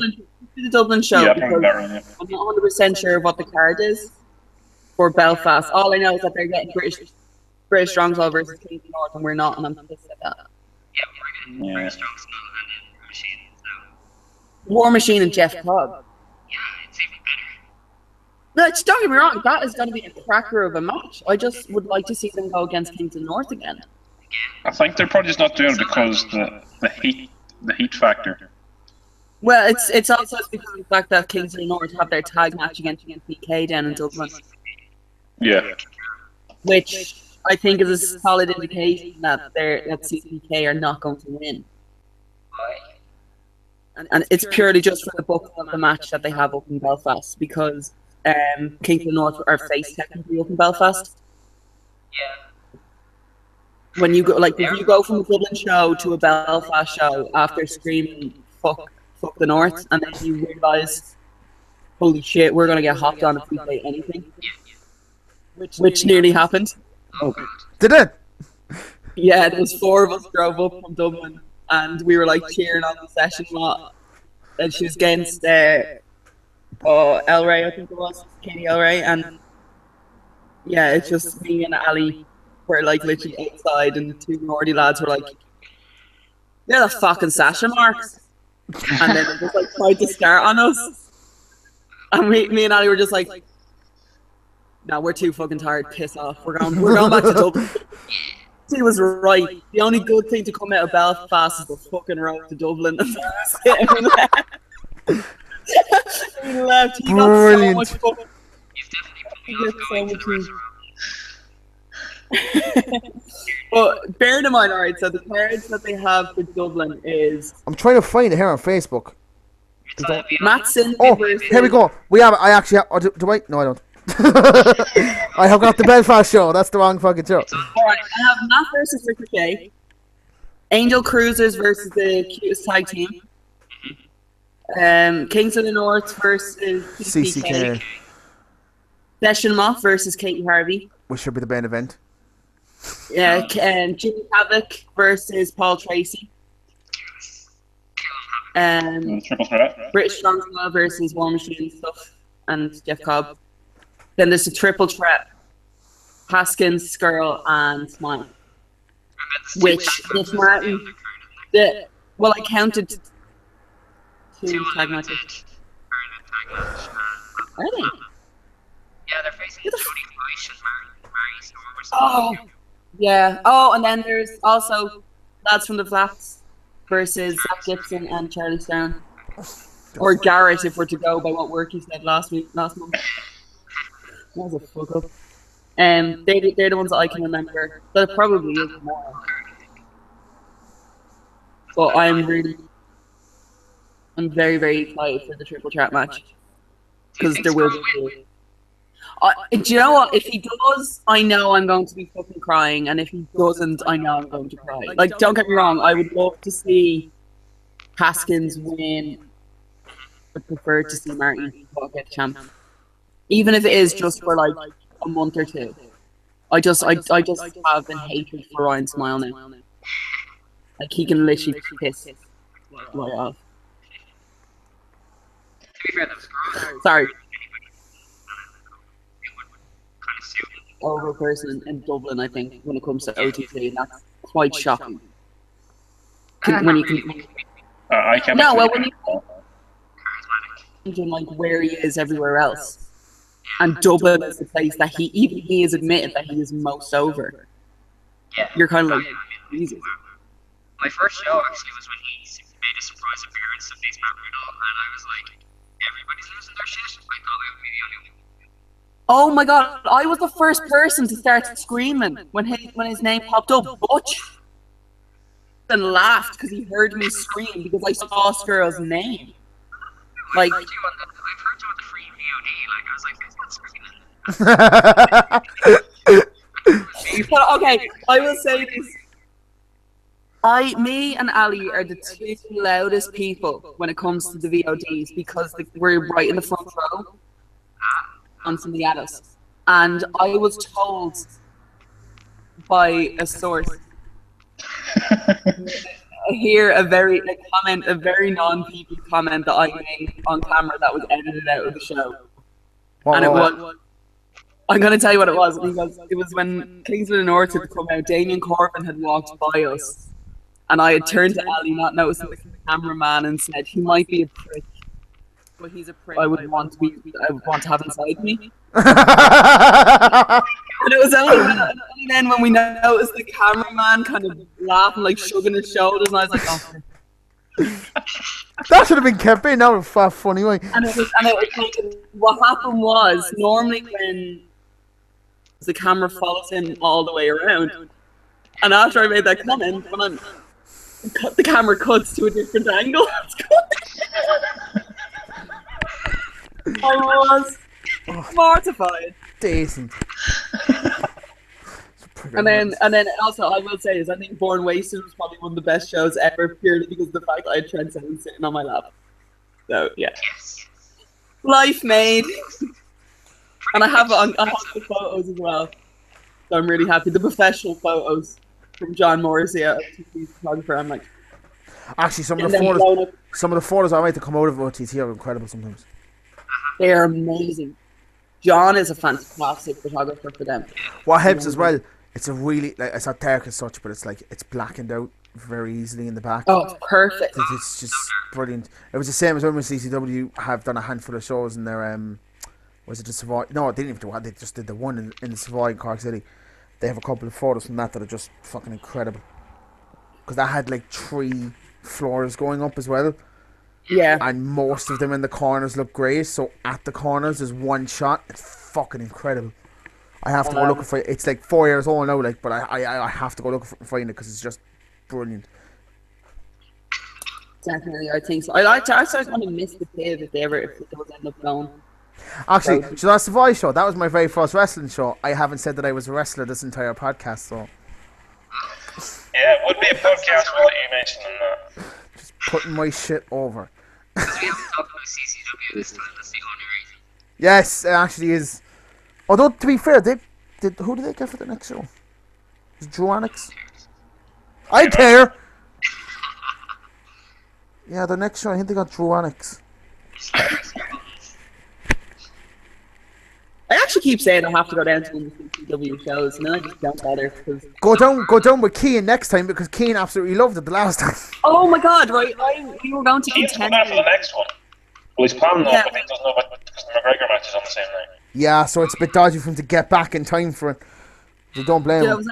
It was actually really funny though, because when I met up with Keane, after for the Contenders 2 show in the Ringside Club, that he'd come back to work the night before. And he was like a fucking kid at Christmas. He was so excited. He was like, oh, this happened. This was, oh my god, and then this happened. You're like, right, calm down. Yeah, he was like that last week. But like, what the icing on the cake was that, oh, look at the ice. That cat looks terrified. The icing on the cake though for me, because everyone kept asking about the main event. Like ready to catch the bus. So he missed it fight. And it was just so beautiful. So precious. That's why you never do a show, people. Ever. It was either, I think though it was, and he was like, I either get the 11 o'clock bus or I wait until the 1 o'clock bus, and he was by himself. He went to that show by himself? Yeah. What a fucking legend. Jesus. Oh yeah, Keane is a great one for it. Like he'll fucking travel. Like I think he's planning on going into there as well tomorrow for the FW show. I was considering going to that as well. What? I was considering going to that show as well, but like going down and getting back is a bit of an effort because it's a really good card though. Yeah, but the bus actually the bus service actually from pretty on the ball. It's 24 hours as well. Plus, it's an early show. The show's at 4 o'clock. Oh, cool. I might definitely What do you? consider it, like. Stop. You consider it. It's for a good cause, like as well. Like it's all for charity. See the people from Contenders. Exactly. Plus, I really want to see fucking Paul Tracy get his head kicked in. Who's he facing? He's facing. It's a tag match. It's Paul Tracy and Adam Abs, I think. Oh god. Frankie and what's his name? Right, Rose. Something. What's the freaking name? Rose. Oh yeah, Frankie and Ricky Rose. No, it's Frankie and Rose versus Tracy and Adam. And we have our Frankie Phoenix t-shirts to wear down as well. Oh my god, I don't have a drug addiction. I have a fucking merch addiction. I have a wrestling t-shirt. It's so easy to get into them. Oh god, it's There's all this cool merch, and you're like, I want it all. But I also so screw it. Do you know, I've changed my diet so I don't have to eat food, just so I can buy wrestling t-shirts. Yes. I should go on this time. I have on beans on toast now. Just so I can get merch. Changing jobs so I get more money to buy merch. You're committed. The vicious cycle.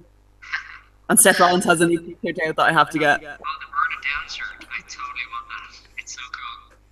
Oh god, I have like a top roll. Because it just seems to me it's just about the typical inside of the game, because like you had this whole where you burnt down the warehouse.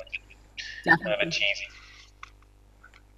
Also, did you see the Kurt Angle promo one they have for it as well? Yeah, when he goes and sees the wreckage of it.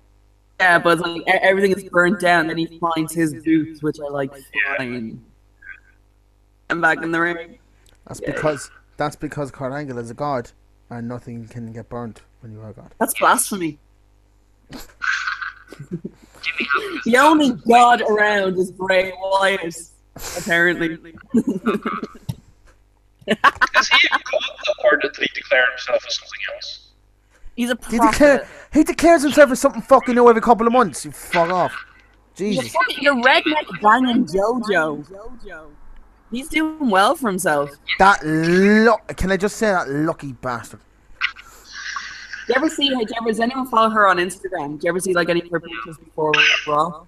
Could literally balance a teacup on her arse. It's that amazing. Even I'm kind of like, yeah, Bray's doing really well for himself.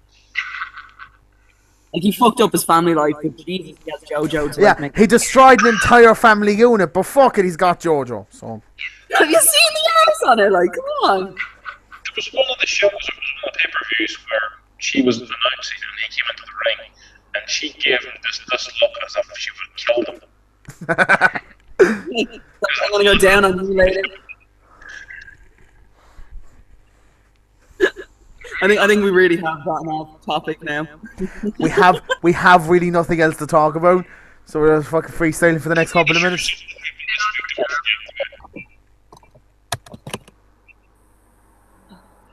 What was that, Dan? What was that, Dan? I'm sure that something happened this week that we're forgetting about. I'm trying to think. I feel like there's some. Oh, Hulu fucked up and they put CM Punk at the SmackDown poster. Oh yeah, I saw that. That was gas. Oh shit. Everybody was like, oh, he's coming back. Yeah, like they were going to give away CM Punk's return and they were going to do it on SmackDown. Yeah. Actually, Yeah, do you know? He's coming back because he's not coming back to SmackDown. Do you know actually our favourite, you know, our resident sexist Dennis or Daniel Kremen, whichever the fuck one it is. He put up a photo the other day. It was CM Punk was put back on the alumni section, which he has been taken off and removed and put back in and fucking shifted around like a million times. Yeah, he's like, oh, this means he's coming back. This definitely means he's coming back. And I literally, I messaged going, you got well ahead of yourself there, man.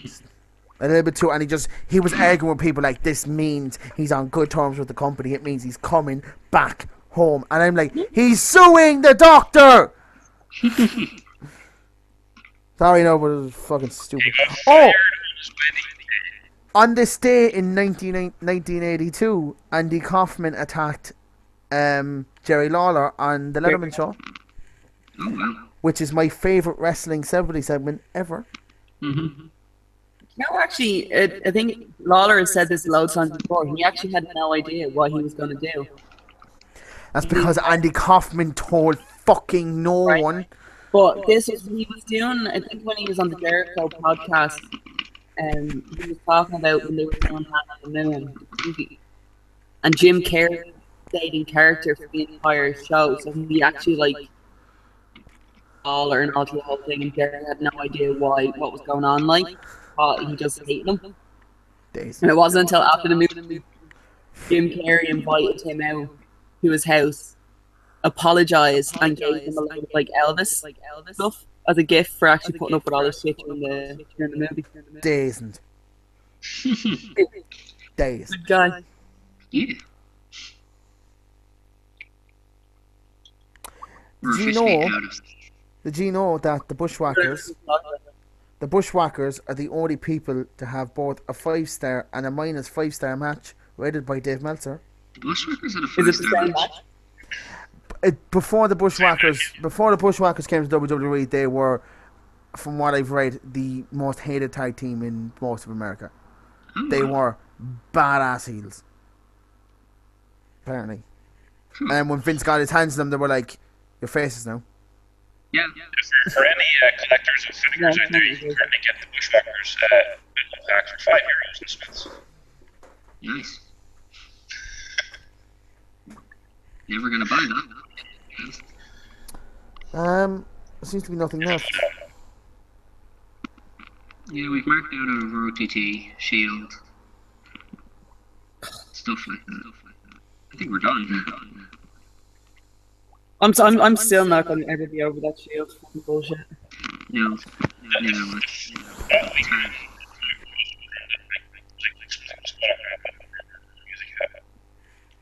What was that, Dan? Yeah, one more. It was a genuine question because I didn't hear you. Was it the case where you didn't hear me or you weren't paying attention? No, I genuinely didn't hear you. Okay.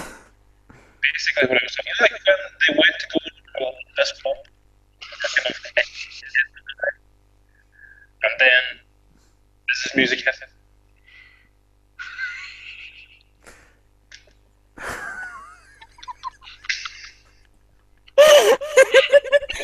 Fucking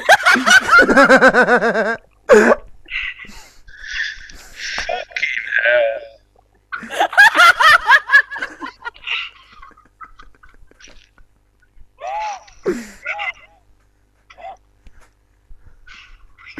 I'm not even trying to be intentional on this. It's just too easy at this point.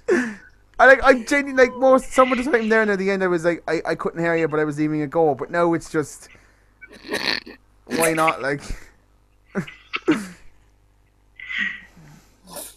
Oh god.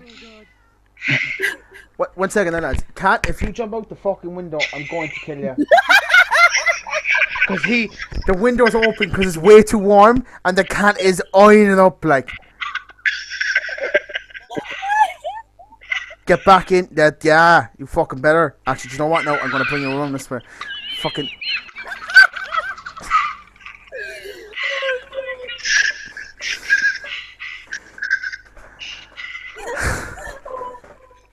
This is the most fun I could have possibly asked for on this podcast. This is great. I didn't even want to finish, really, because it's just...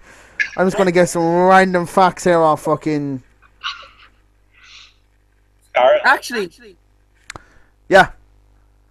You, Leave Dan talk first before his mic cuts off. What is it?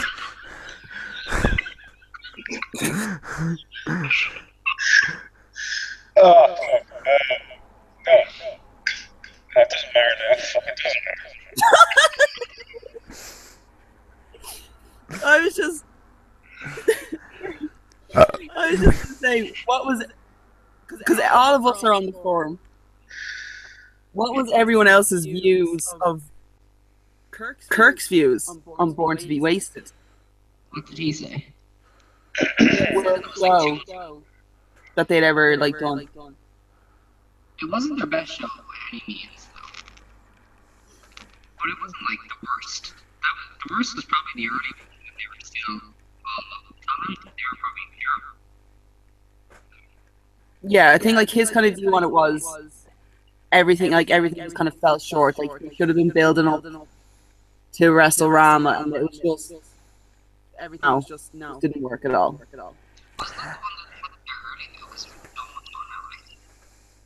I haven't seen the show. But like I could Say that again? I haven't seen the show. Alright. You haven't? No, but I could probably sort of see where he's coming from. Like because OTT were kind of setting a big high standard for they were going, and the fact that they had one bad show, in his opinion, especially coming up to WrestleMania, he probably just didn't understand that. Yeah, I think it is like I can see from some of this point on some of the aspect of it because all right, there was a fair few botches throughout it, right? But I think there was more positive in it that could have more or less outweighed that because it was an amazing setup for the triple threat match even by having Haskins actually go over. And then Fox not seeing the foot underneath the rope. Yeah. Which is it's a very WWE thing to do. Which they've done to death. Example. What is? I zoned out there. What are you on about? The Dusty. I fucked up the finish. No, what I'm just saying is just having kind of like with Haskins going over, even though he's still not listening. I am. I am. I am, but it's just. What was the last thing I said? What was the last thing you said? Yeah. You want about the Haskins finish? Yeah. Yeah. I said that. I got like I was reading through a feed of shit in Twitter. Admin Amy is unimpressed with your bullshit. Somebody's getting kicked out. Like no, it's I'm gonna go onto the forum later on. I'm gonna be kicked out. Why was I kicked out? Because I pissed off Amy. He didn't listen. oh my god. Yeah, I might have kicked off that fucker Mark yesterday for his sexist view on it, but that was just... that. I thought that was a joke, to be honest. That's why I put. Get serious about it. Because I put that photo on under it. Now that's what I call edgy, and I was like, "Oh, this is funny," but no, he wasn't. There's a couple of people like that in the forum, and I'm kind of cool with people having different opinions about wrestling. But like, don't be a dick. Just don't be an off. Like, it is one of those things. I have no issue if someone wants to have a joke. Yeah, I'm all up for that.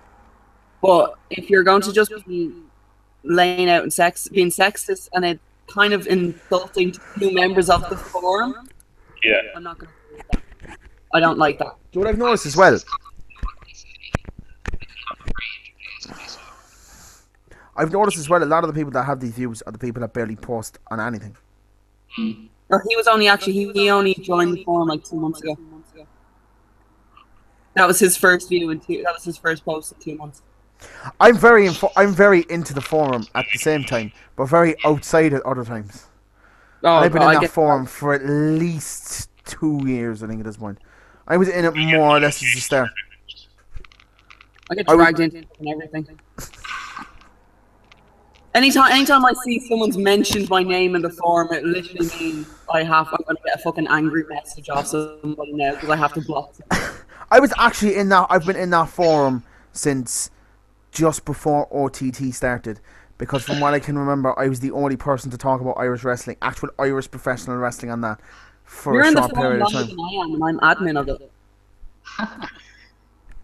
I'm literally only in the forum just over a year and a half, maybe. So how did you become admin? Because Donald appreciates my view. Hopefully he was scouting.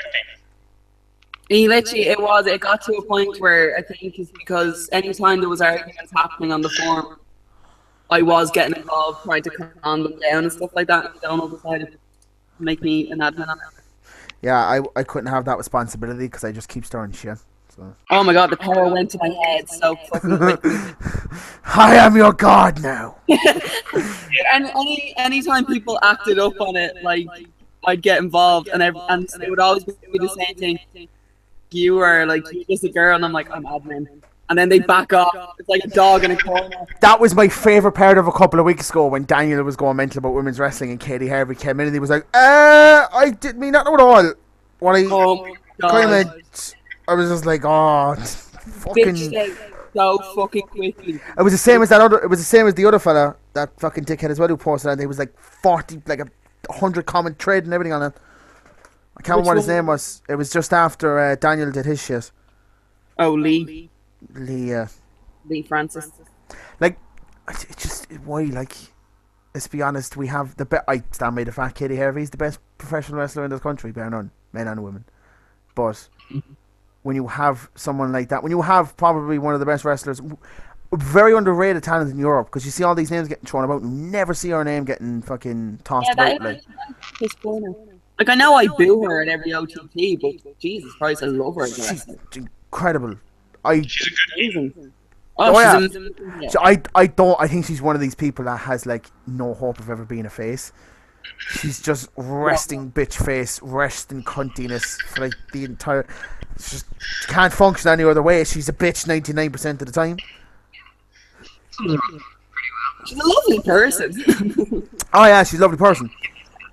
She's one of the few. I remember at the start when you start going to wrestling shows and start like having to go into the back at the start, it can be like really nervous. Yeah. Her and Phil Boyd were the only two wrestlers. The main stage lads used to keep to themselves. Like Katie Martina before she was Martina. And like Kaza. Luther and Kaza and all that, they used to stay to themselves. But like Phil and Katie and Valkyrie when she started, no, Valkyrie. Oh yeah, Valkyrie, yeah. When she started, they were all like fucking talking to you and outgoing, and it's like the more open of the group. Phil was the easiest out of all the people that came from outside the place. Phil was the easiest wrestler I've ever had to talk to. He'd listen to fucking anyone. Like, I mean, he really, like, he does not care what the question is because he'll answer it for you. Like, he was fucking sound. I think that's it now. I think we ran out of things to talk about. Yeah, we kind of just got out to fucking Katie's nice. When you start complimenting the heel, shit's got to stop. Ah, shit. We need to be going for 3 hours. We have been going for 2 hours and 15 minutes. I want to go for another 12 minutes, so we're going to keep talking because I want this to be the longest one so far. The longest. The fuck ups that have not been able to connect in this, no? Oh no, that's got the 3 minutes. We've already done that one. That's there. It's called, that one's got like an actual name, like IWF Podcast number 4 with special guest Amy, whereas this one is named I'm special. IWF Podcast V2. I just didn't even bother fucking giving it a proper name. Oh god. This has been the more fun one. I think we should keep Amy on from here on in. That we just switch it for we just switch it for Donald. Yeah, we kicked Dan out because we can't hear him. Sorry. It's nice to have a female perspective who has a set shrine in her bedroom. We need some shield. Well, shield. Well, we only do it once every 2 weeks. Did I even ask you where to start when we started this? Did I actually ask you, did you want to do it? I don't think I did. I don't think I did actually, no. I asked Donald. One knew about it, said he was interested, and then pretended like he'd never seen it. Yeah, I messaged him as well actually that night. I didn't even get the I messaged him and he goes, "Oh yeah, talk to me in the morning about it." I never did. I'll be honest with you. I remember you putting up a post asking if we could do it, and then I didn't think anything else of it. Yeah. And then Keen. That was really funny. Oh no, go on. Because then Keen told us, "Oh, I did the IWF podcast," and I was like, "What? We have a podcast." I've been wanting to do this for years. Like, I mean, throwing this idea around to loads of people for years, and this is the first time I've actually followed through on it. Because I was like, yay! Because I actually thought it wasn't going to happen as well for like. Say it as well. Say it again. Can I be the catchphrase? That is the catchphrase of the show. Say that again. Oh what? Say that then. What was that then? Read between the lines.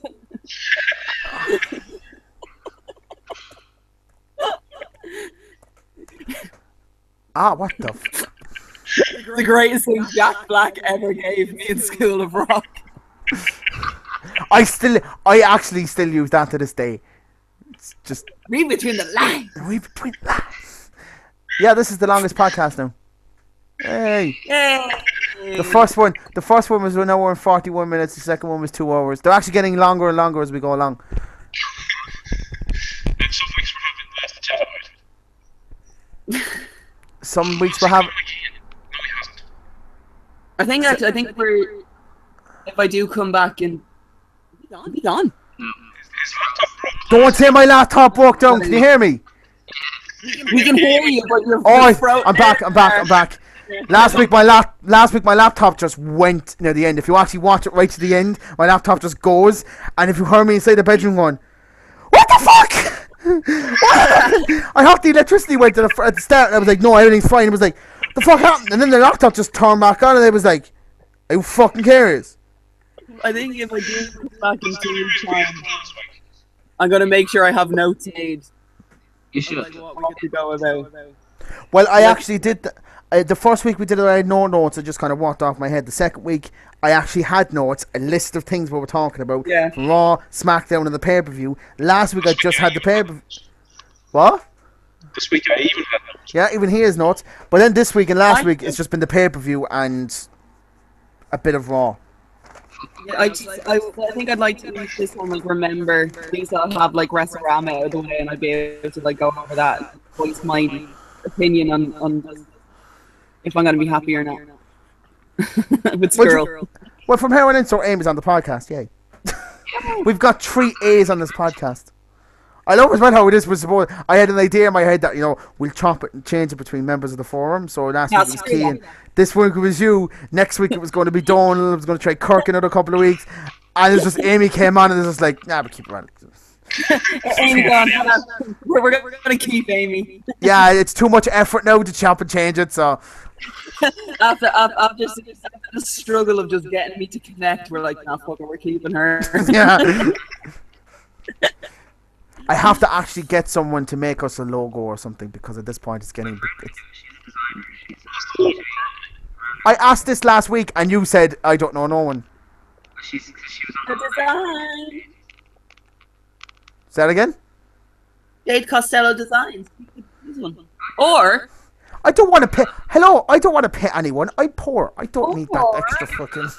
I just want a cheaply made, like, just a logo that we need to just... Fucking... Oh my god, let Keane do it! Actually, yeah, why didn't I ask Keane to do it? I'll fucking ask Keane now to do it. You do that. See, she's worked it already. Proactive. I made a YouTube page after only 2 podcasts. I have a Facebook page that I haven't updated since the first podcast. And I've been asking to do artwork since the first week. I have done the bare minimum to get this going. Amy's already inside there going, I get the fucking artwork, then I give a fuck. Who's going to be on that page? What was that? He's just gone again. He's just like, fuck. I love as well how the last 3 have been about 2 weeks worth of shows put into one, and fuck it, there we go. The last 3 have been 2 weeks worth of shows put into one, and we've only gotten to 2 hours. This week was just a single solitary week of shows, and we've gotten 2.5 hours out of it. Oh yeah, we went off way too much, to be fair. Usually we're like, shit. Well, we always got back on track though. But we went off. If you look at the rest of them, we did not veer off topic at all that much in the other ones. We were pretty. We got like a man down the road and we were like, that's the wrong way. And I'm like, oh, great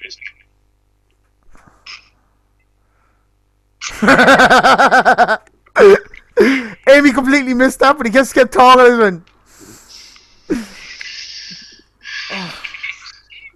All I can hear is just this sigh of disappointment. I'm sorry. Here, look, I'm trying to get Keane. Okay, I'm sorting out stuff with Keane. That's okay. Can I ask, right? Because I don't think she's in the forum. Do you know that one on Twitter, Hotar Bushi? Who? Anyone actually know if this person is an actual person?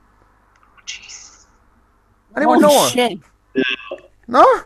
That is terrifying. She's on Twitter. She's actually incredibly funny. She likes wrestling. She goes to the OTT shows. But like, Do you know what chick What's her reminded me of? If you tell me her real name. I actually don't even know what her real name is, to be honest. No, seriously, salad fingers. What? She looks like salad fingers. Salad fingers? Do you not know what salad fingers is? No. God. Is this a northern thing or what's the story? I love how you say that. We're like pure. No, it's not. Sorry, hold on. I got a text back from Keen. It will look like a 4-year-old made it, but I'll be happy to. Yeah. A blind 4-year-old with no fingers on acid. But yeah, I'll do it. Yeah. Hooray!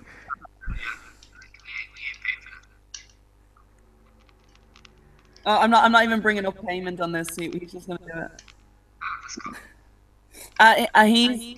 He's unimpressed me so much that he's like on like the line, like a pin ice with me in the forum. So he'll do this just to get back in my good books. Just a second there, folks.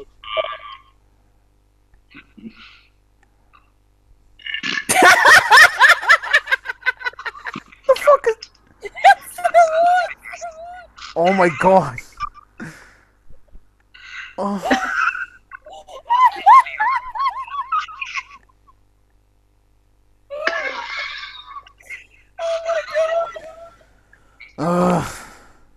Can that not just be the logo?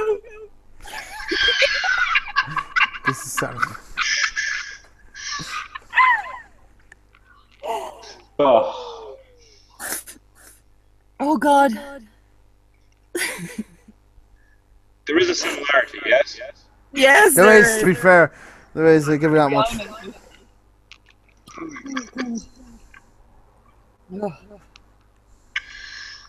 Yeah, he's done with solid figures. Look it up. That's the freakiest thing you'll ever see. Glorious. You ever go onto YouTube and it's like, oh, I'm gonna watch this promo, and then like 3 hours later, how giraffes like see in the dark or something like that. It's just the most random thing. I spent 3 days looking at videos how to play a ukulele. I don't own a ukulele. You don't know one, but you know, fuck it. No interest in any plays, but I want to know if I can play like the Back to the Future theme song on the ukulele. It's out there. Right, I'm gonna stop the late broadcast now because we got to that 3 hours. I think it's like, oh, we've reached 3 hours. Let's go for 2:15.